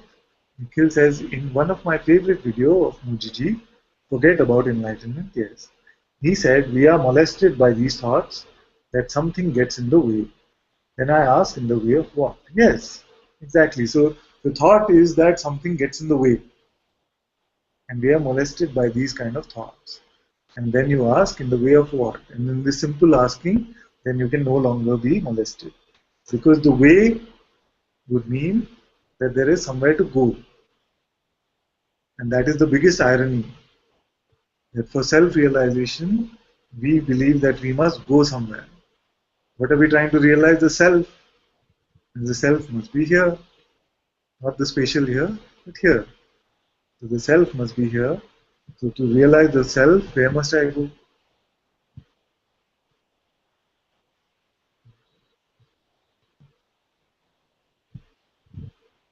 You only realize the self when you look at what you are. Otherwise, you can hear the most beautiful satsangs all the time, but if this openness to check is not there, and you're still just believing the resistances from the mind, then life will make sure that more and more openness comes. And the way that openness comes is through suffering. Therefore, suffering is also grace, because it is suffering which makes us open.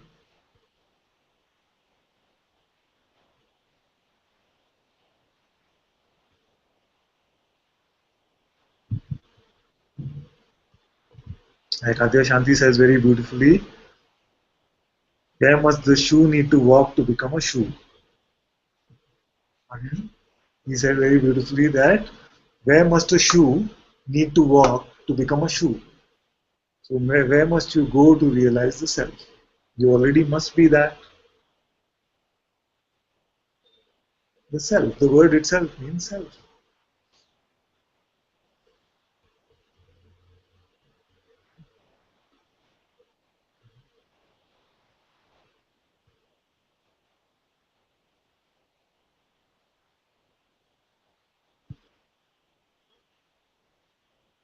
And yet this game of this path, Advaita, some other paths, plays this game of path, coming to the eventual discovery that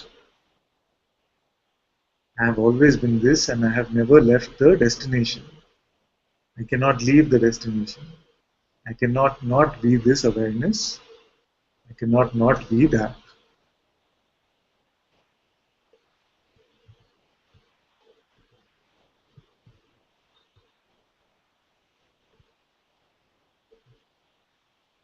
Thank you, Isabella. Thank you so much. Love you too. And Shivani wanted me to look at Nikhil's question. I hope I answered it, but if there's something more, you can type some more, my dear.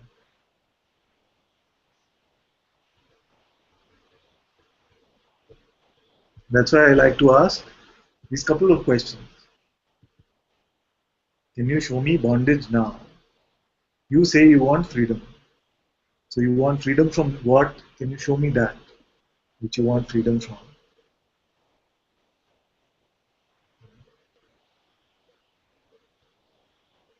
And then I will ask you, what will convince you that you are free? Because many times I just see that you're just not willing to accept this freedom.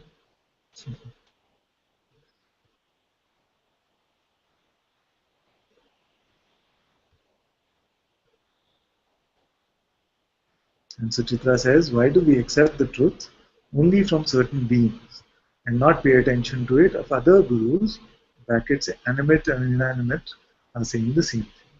Because the truth is never in the words. This is a very good question. If truths were just a peddling of some beautiful words, then it would be very easy. Then everybody would be a guru. So these words are not difficult. The truth is truly, satsang is just the presence which is here. And no amount of mental understanding, intellectual understanding can light up this fire of satsang, can light up this fire of presence.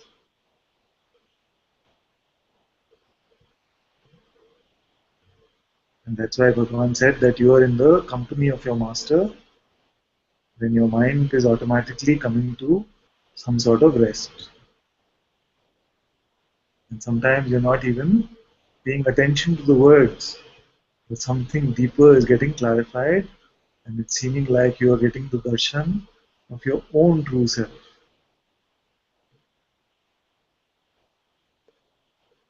And this heart connection is a deeper working, it's a deeper working than the mind.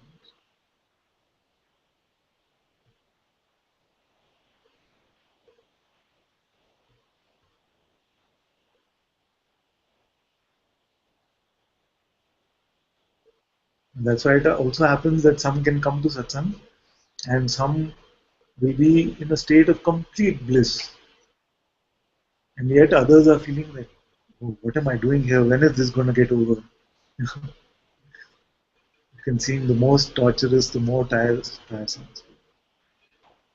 Why? Because some are marinating in the presence, and the words are just flowing beautifully on their own, but they're actually marinating in the presence.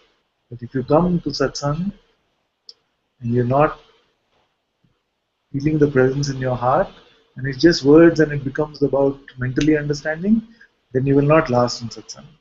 And the heat of satsang, the fire of satsang is too strong for it to be understood by the mind. You see.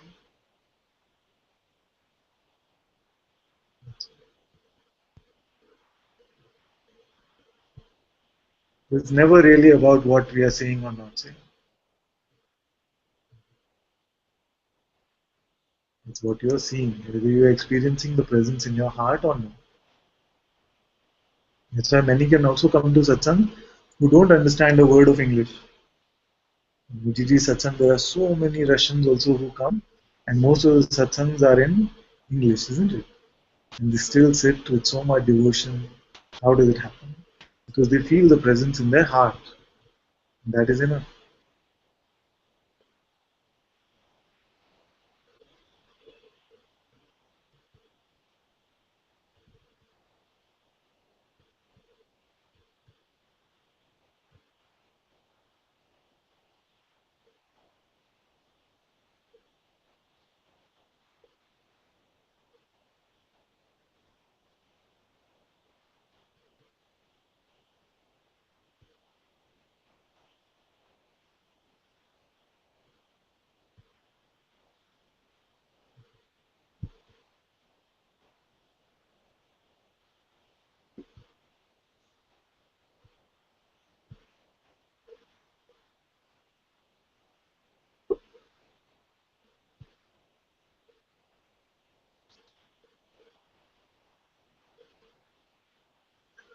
And Suchitra says, one of my last remaining heavy sadnesses is for people in lunatic asylums, hospices, hospitals, old age homes, etc., leading unbearably sad, lonely lives and moving through the planet in so much pain. Well, for the first part, the lunatic asylums, I can tell you that anyone who has lost their mind is not suffering. In fact, they are supremely happy, many of them. They are just not happy in the way that our mind thinks they should be happy. The ones who are now not so troubled by their minds are always laughing and happy. Even if they're not laughing necessarily, when you go speak to them, interact with them, you find that they are not suffering. Others around them are suffering because of their concepts about how this one should be spending their life. And about hospices, also I've been visited few, and there are some who are in so much peace in hospices, and they are touched by so much compassion of the people that are looking after them, and many of them are very, very happy, peaceful. So it is. This is not saying that there is no suffering happening in these places. I'm not saying that. I'm saying that if there is suffering happening, then even suffering is grace, because at least before this old age, before this seeming death comes, maybe there needs to be some strong suffering so that we can open our minds to what we are. So suffering is not a bad thing. Suffering is also grace. Suffering is God's alarm clock. It is saying, wake up, find out what you are.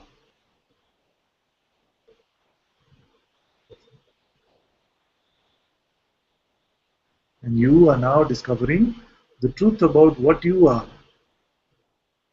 And if this is the truth of what you are, then you are also seeing that what they are also cannot suffer, isn't it? There is no suffering possible in reality, no matter what the circumstances might seem like. So my advice to you and to all of you is to just bring yourself to a point where you lose the ability to suffer. And when you lose the ability to suffer, then your presence will bless all those who come in contact with you. You carry this blessing of the Satguru in your own heart. You carry this blessing with you, and all of the suffering can be helped. So this gift of freedom from suffering that we want to give to the world, let's first give it to ourselves. Let's come to a point where we are free from suffering, and then we can present this gift to the rest of the world as well.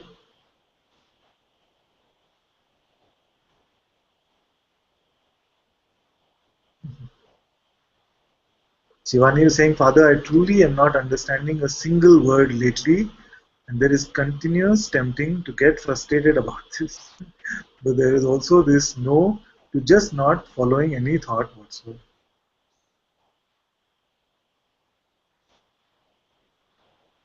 It can happen like this, but just the other day you were saying that you seem to be understanding everything I'm saying for the first time. So that phase went across very quickly. I see. As long as you're not believing a thought, there is no trouble.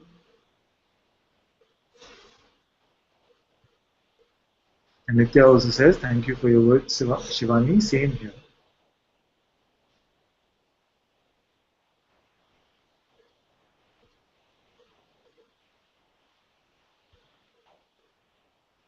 As long as you are in satsang, all of this will get burned.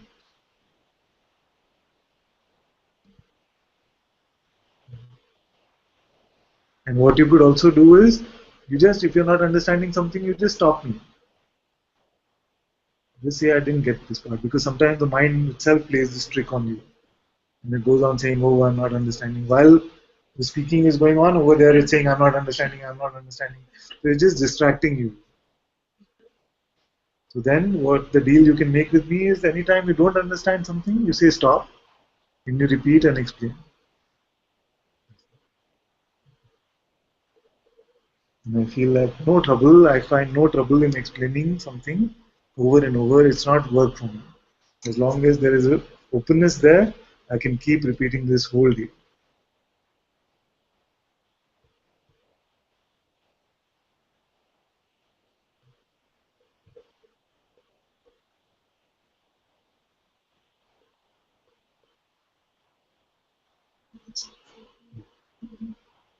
Just feel this such a strong sensation.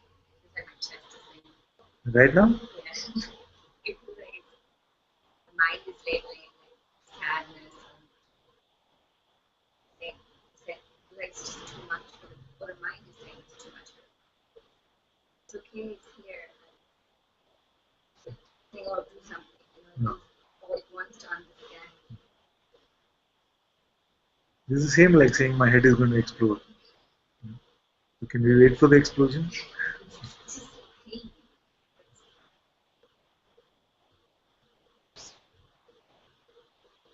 I don't have a story about Yes, this is good already. It's very good. So some energy cannot perpetuate for too long without a story. So already when you say that there is no story about it, it seems like some residual energy, some emotion, it needs to be let out. Just let it be. What is it doing?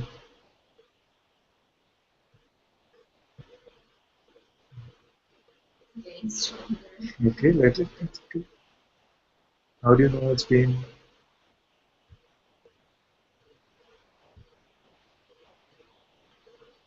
Feels uncomfortable.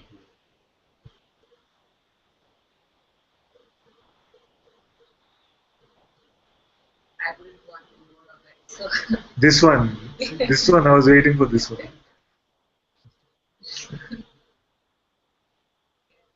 So don't believe this also. Because in this resistance is how it persists. it's also that makes pain. Yes, exactly. When it's nice, I want Yes. So neither wanting more nor not wanting more. But I can tell you nothing will happen to you. Can we look at it together? Let it get more, let it get as much as it wants. Tell me what's happening to you.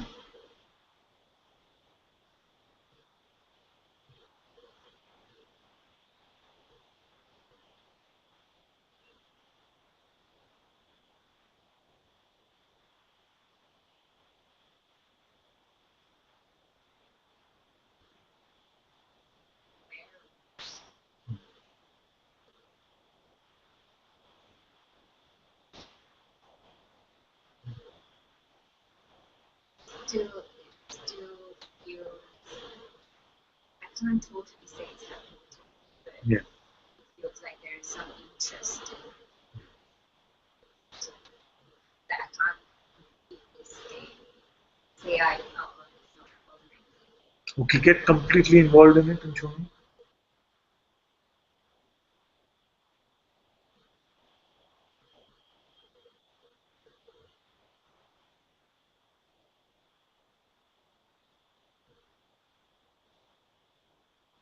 Don't resist it. Say, bring it on, I'm here. Let's be. Let's look at this.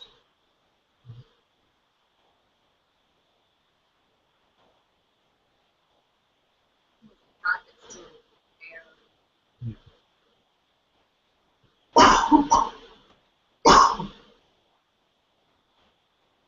I can't say I'm only at Yeah. And this one is who? Still the person which is saying that I can be awareness or I can be this thing. You can never be this one. Whether you're the pain or not is a secondary discussion, but you can never be this voice, which is saying I can't be fully awareness or okay. That itself you cannot be.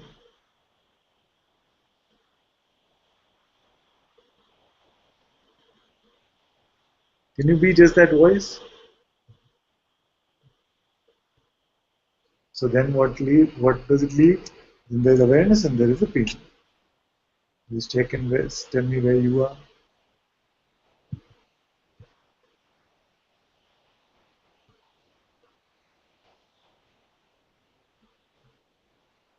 So you will see that pain is getting more, pain is getting less, pain is going and again coming back. All this is happening. And yet you are there as the witness of all of this increasing, decreasing, going, coming, all of this. Is this you touched by it?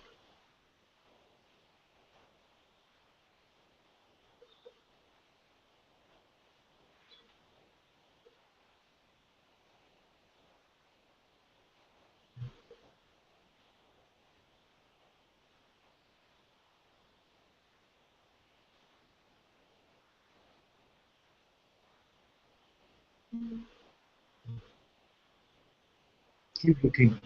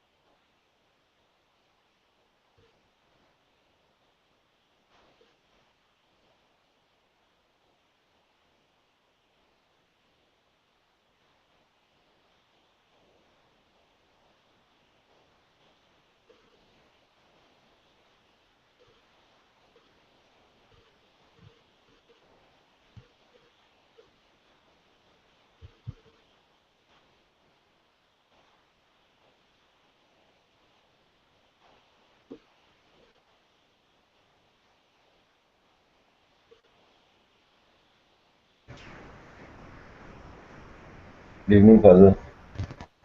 Good evening.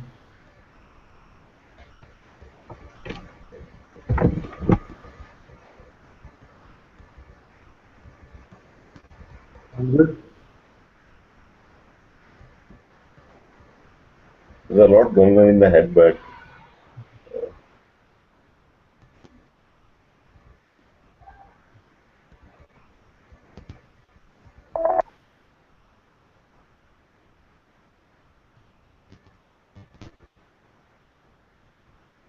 Already when you say that, there's a lot going on in the head means that it's not happening to you. A lot can go on in the head. A lot is usually going on in the head. It's okay. Is it too dark here?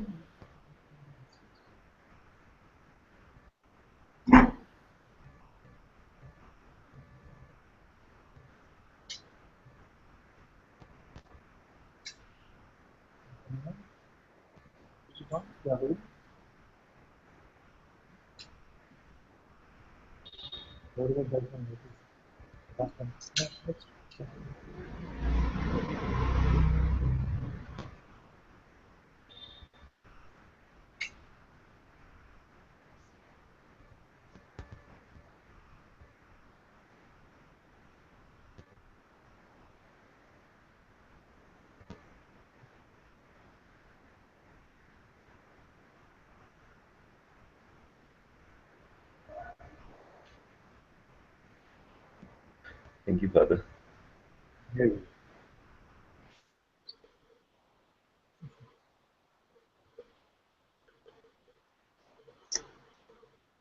There's a lot of words in the chat. Let me see.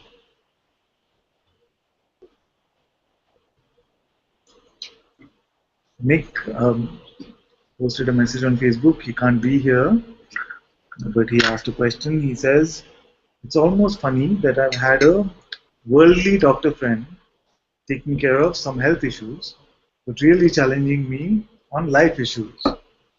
That I should see a psychiatrist. We have many actually in the Sangha, many psychiatrists in the Sangha. But they say that I should see a psychiatrist because I just live life by the trust and grace of the moment. No plan in life.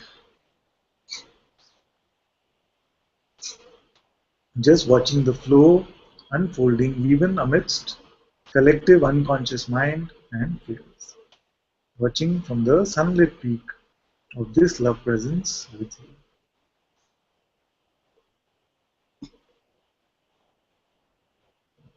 If you're living life moment to moment completely fresh, then there is no need for any sort of assistance.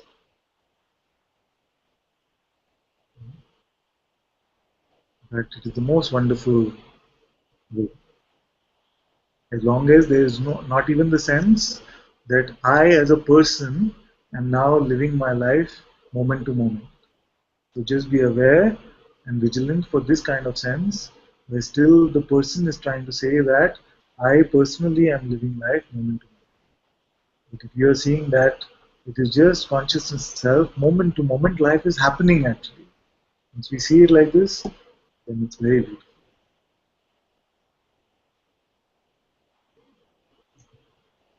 And earlier Shivani had said, it's like I understand without understanding with the mind. This is very good. Then understanding comes. Like I just know what you mean, but I can't say it in words. This is very good.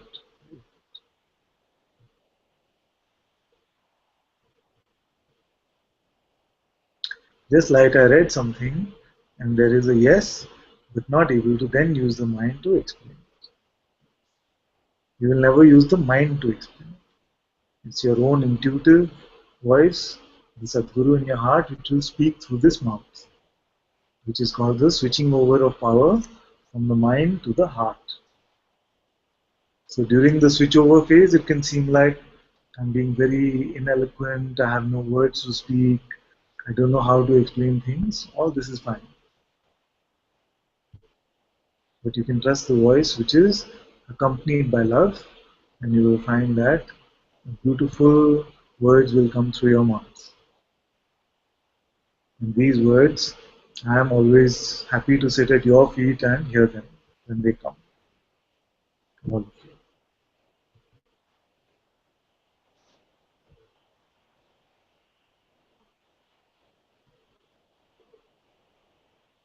Hannah says, Father, could you please tell me something about the thought fear of being away from the Guru? Maybe I won't be able to be in satsang for work reason and I'm afraid to get lost. This will not happen to you because you truly desire freedom. You want the truth in your heart, then life will make the circumstances where you cannot be away from the Guru. Even when it seems like there is some physical distance between you and the Guru, you will enjoy the presence of your own heart.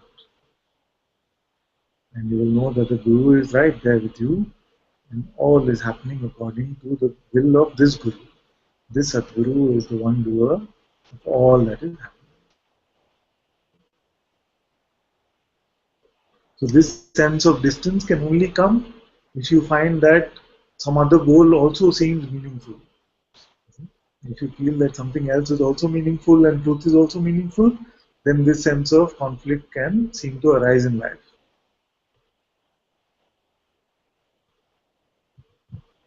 When we feel that there can be some sense of stability we can get from that which is ever changing, then a sense of conflict can come. When we feel that something ephemeral, something which is just coming and going, can give us something, then these kind of conflicts can come.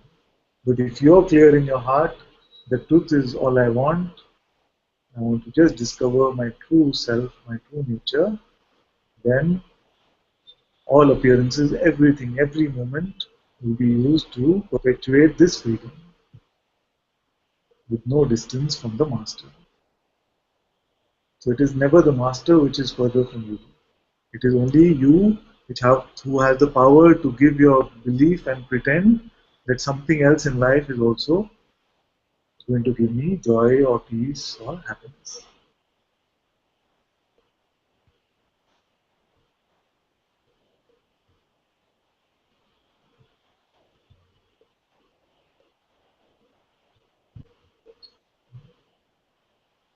Enjoy pose. Please thank Father for such clarity and confirmation in my heart and seeing. You're welcome, my dear. I love you, Father. I love you too, my dear. Thank you.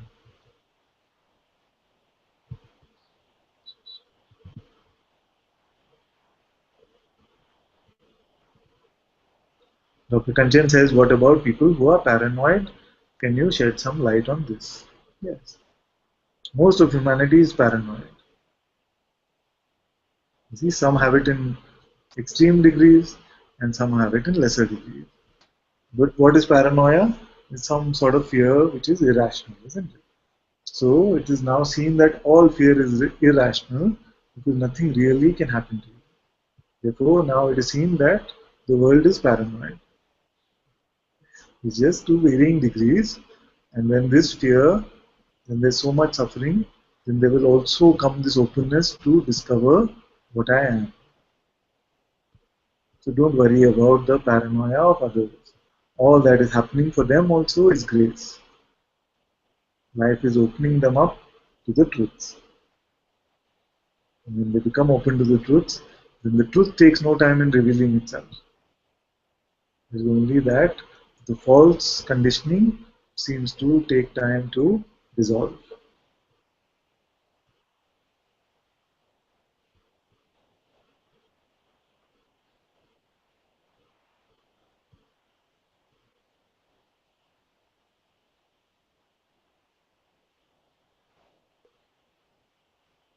Anna says, yes, I think this, that something else can give me peace. I will not believe it! Exclamation. Very equipped. You just be open to satsang and satsang will find you. You cannot escape satsang if you are open to it.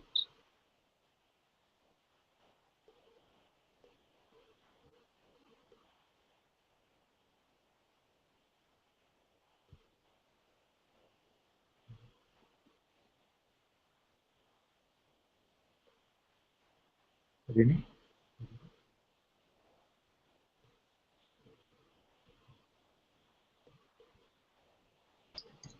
Okay, very good.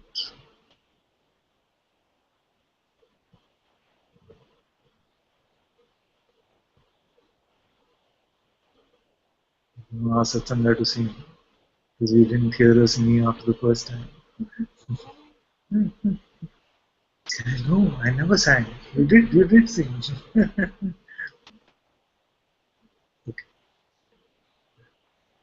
Who wants to sing for us today?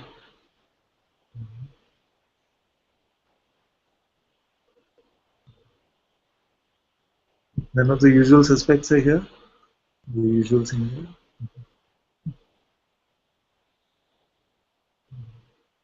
Okay, then maybe we can play something. What should we play? Should we play something? Arunachala Shiva? Ishani, do you want me to play something or do you have something you can play? Let me see if I can find Arunachala Shiva on YouTube. Oh yes? I don't have it on my system, Father. Okay, my dear, I'll look for it.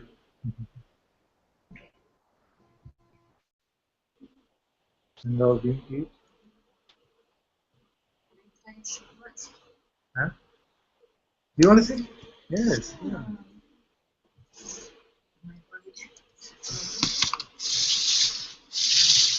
Yes.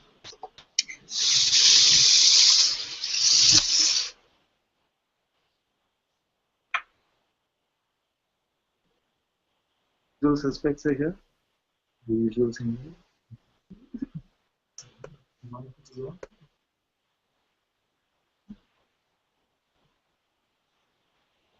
Realize that you are Shiva and the veil is over now. Empty space, pure awareness. You are the untouched one. Oh, Om Namah Shivaya. Om Namah Shivaya. Guru's presence is in your heart. Holy rain flows through us. May we all be one with God. Worship is eternal now. Om Namah Shivaya. Om Namah Shivaya.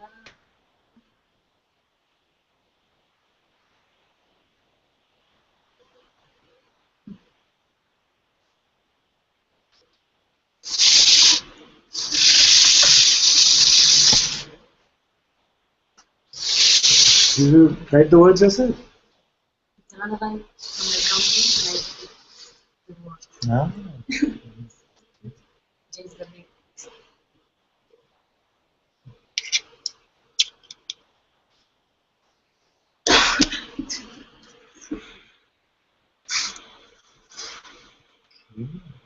It's fine.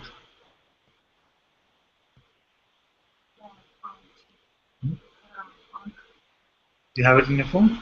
Yeah. But the audio will be better if it plays here. If I don't find, then you play.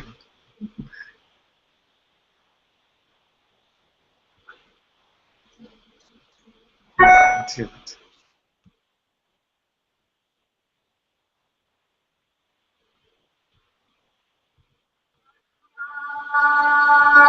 Jai Shiva, Karuna, Jai Shiva, Jai Shiva, Karuna, Karuna, Jai Shiva, Karuna, Jai Shiva, Karuna, Jai Shiva, Karuna, Jai Shiva,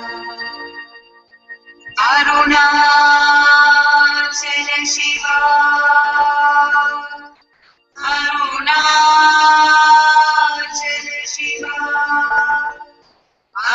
Shiva,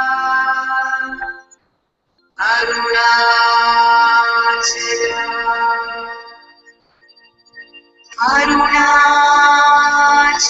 Shiva, Arunachal Shiva, Arunachal Shiva, Arunachal Shiva, Arunachal Shiva, Arunachal Shiva, Arunachal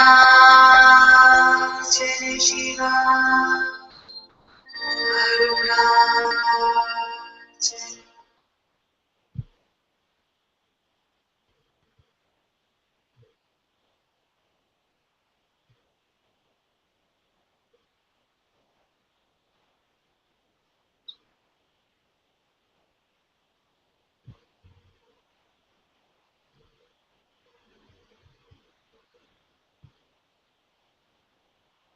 Thank you, Sumeher.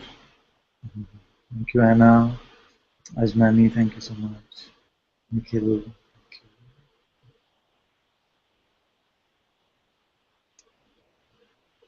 Sani, my dear, we can play the invocations.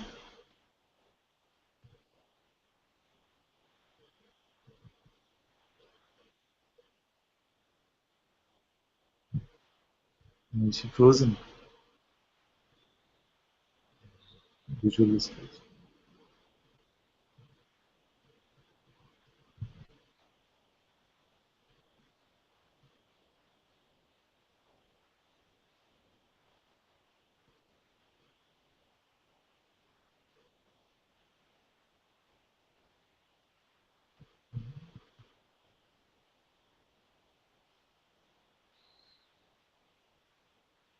Bhagwati ji can play them, yes.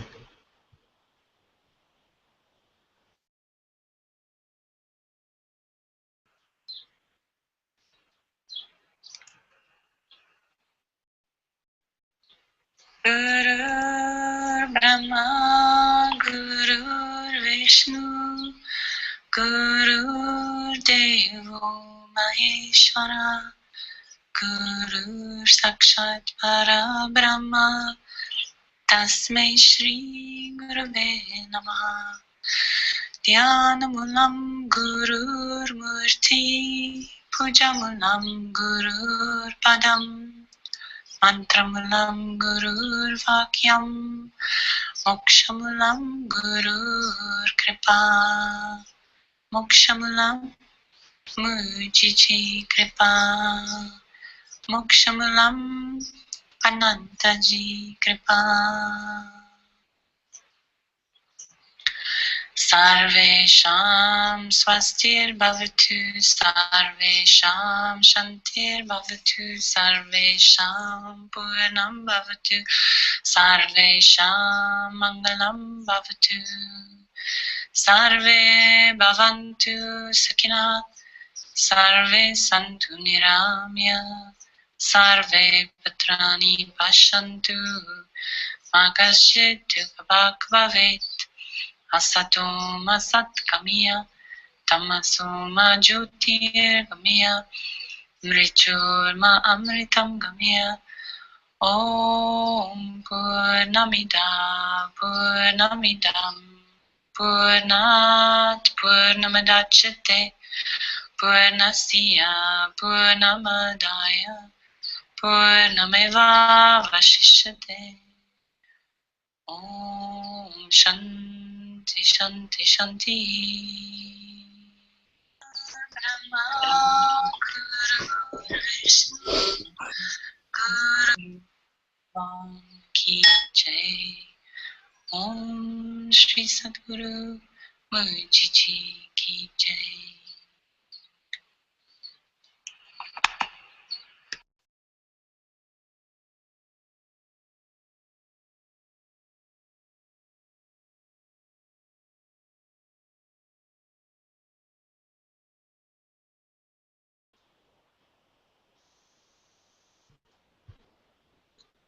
Om Namo Bhagavate Sri Ramanaya.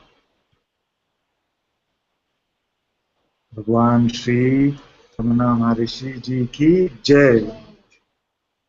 Satguru Sri Muji Ji Ki Jai. Guru Shri Ananta Ji Ki Jai. Jai. Jay. Jai. Jai. Thank you so much for being here. Father, it's showing a message. Her power went off. Shani's power went off? Yes, so she won't be coming back in. So she can't turn the broadcast off? Is that what you said? Yeah, I can log out and log back in and finish that. I'll do that. Okay, if it's possible, my dear. Thank you.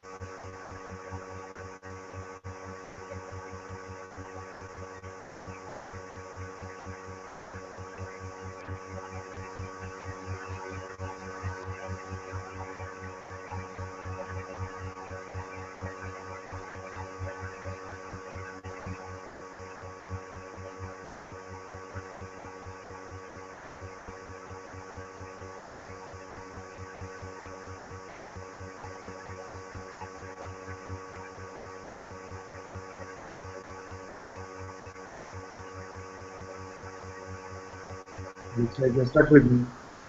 You can't turn the broadcast off. It's going to be all night satsang. Thank you.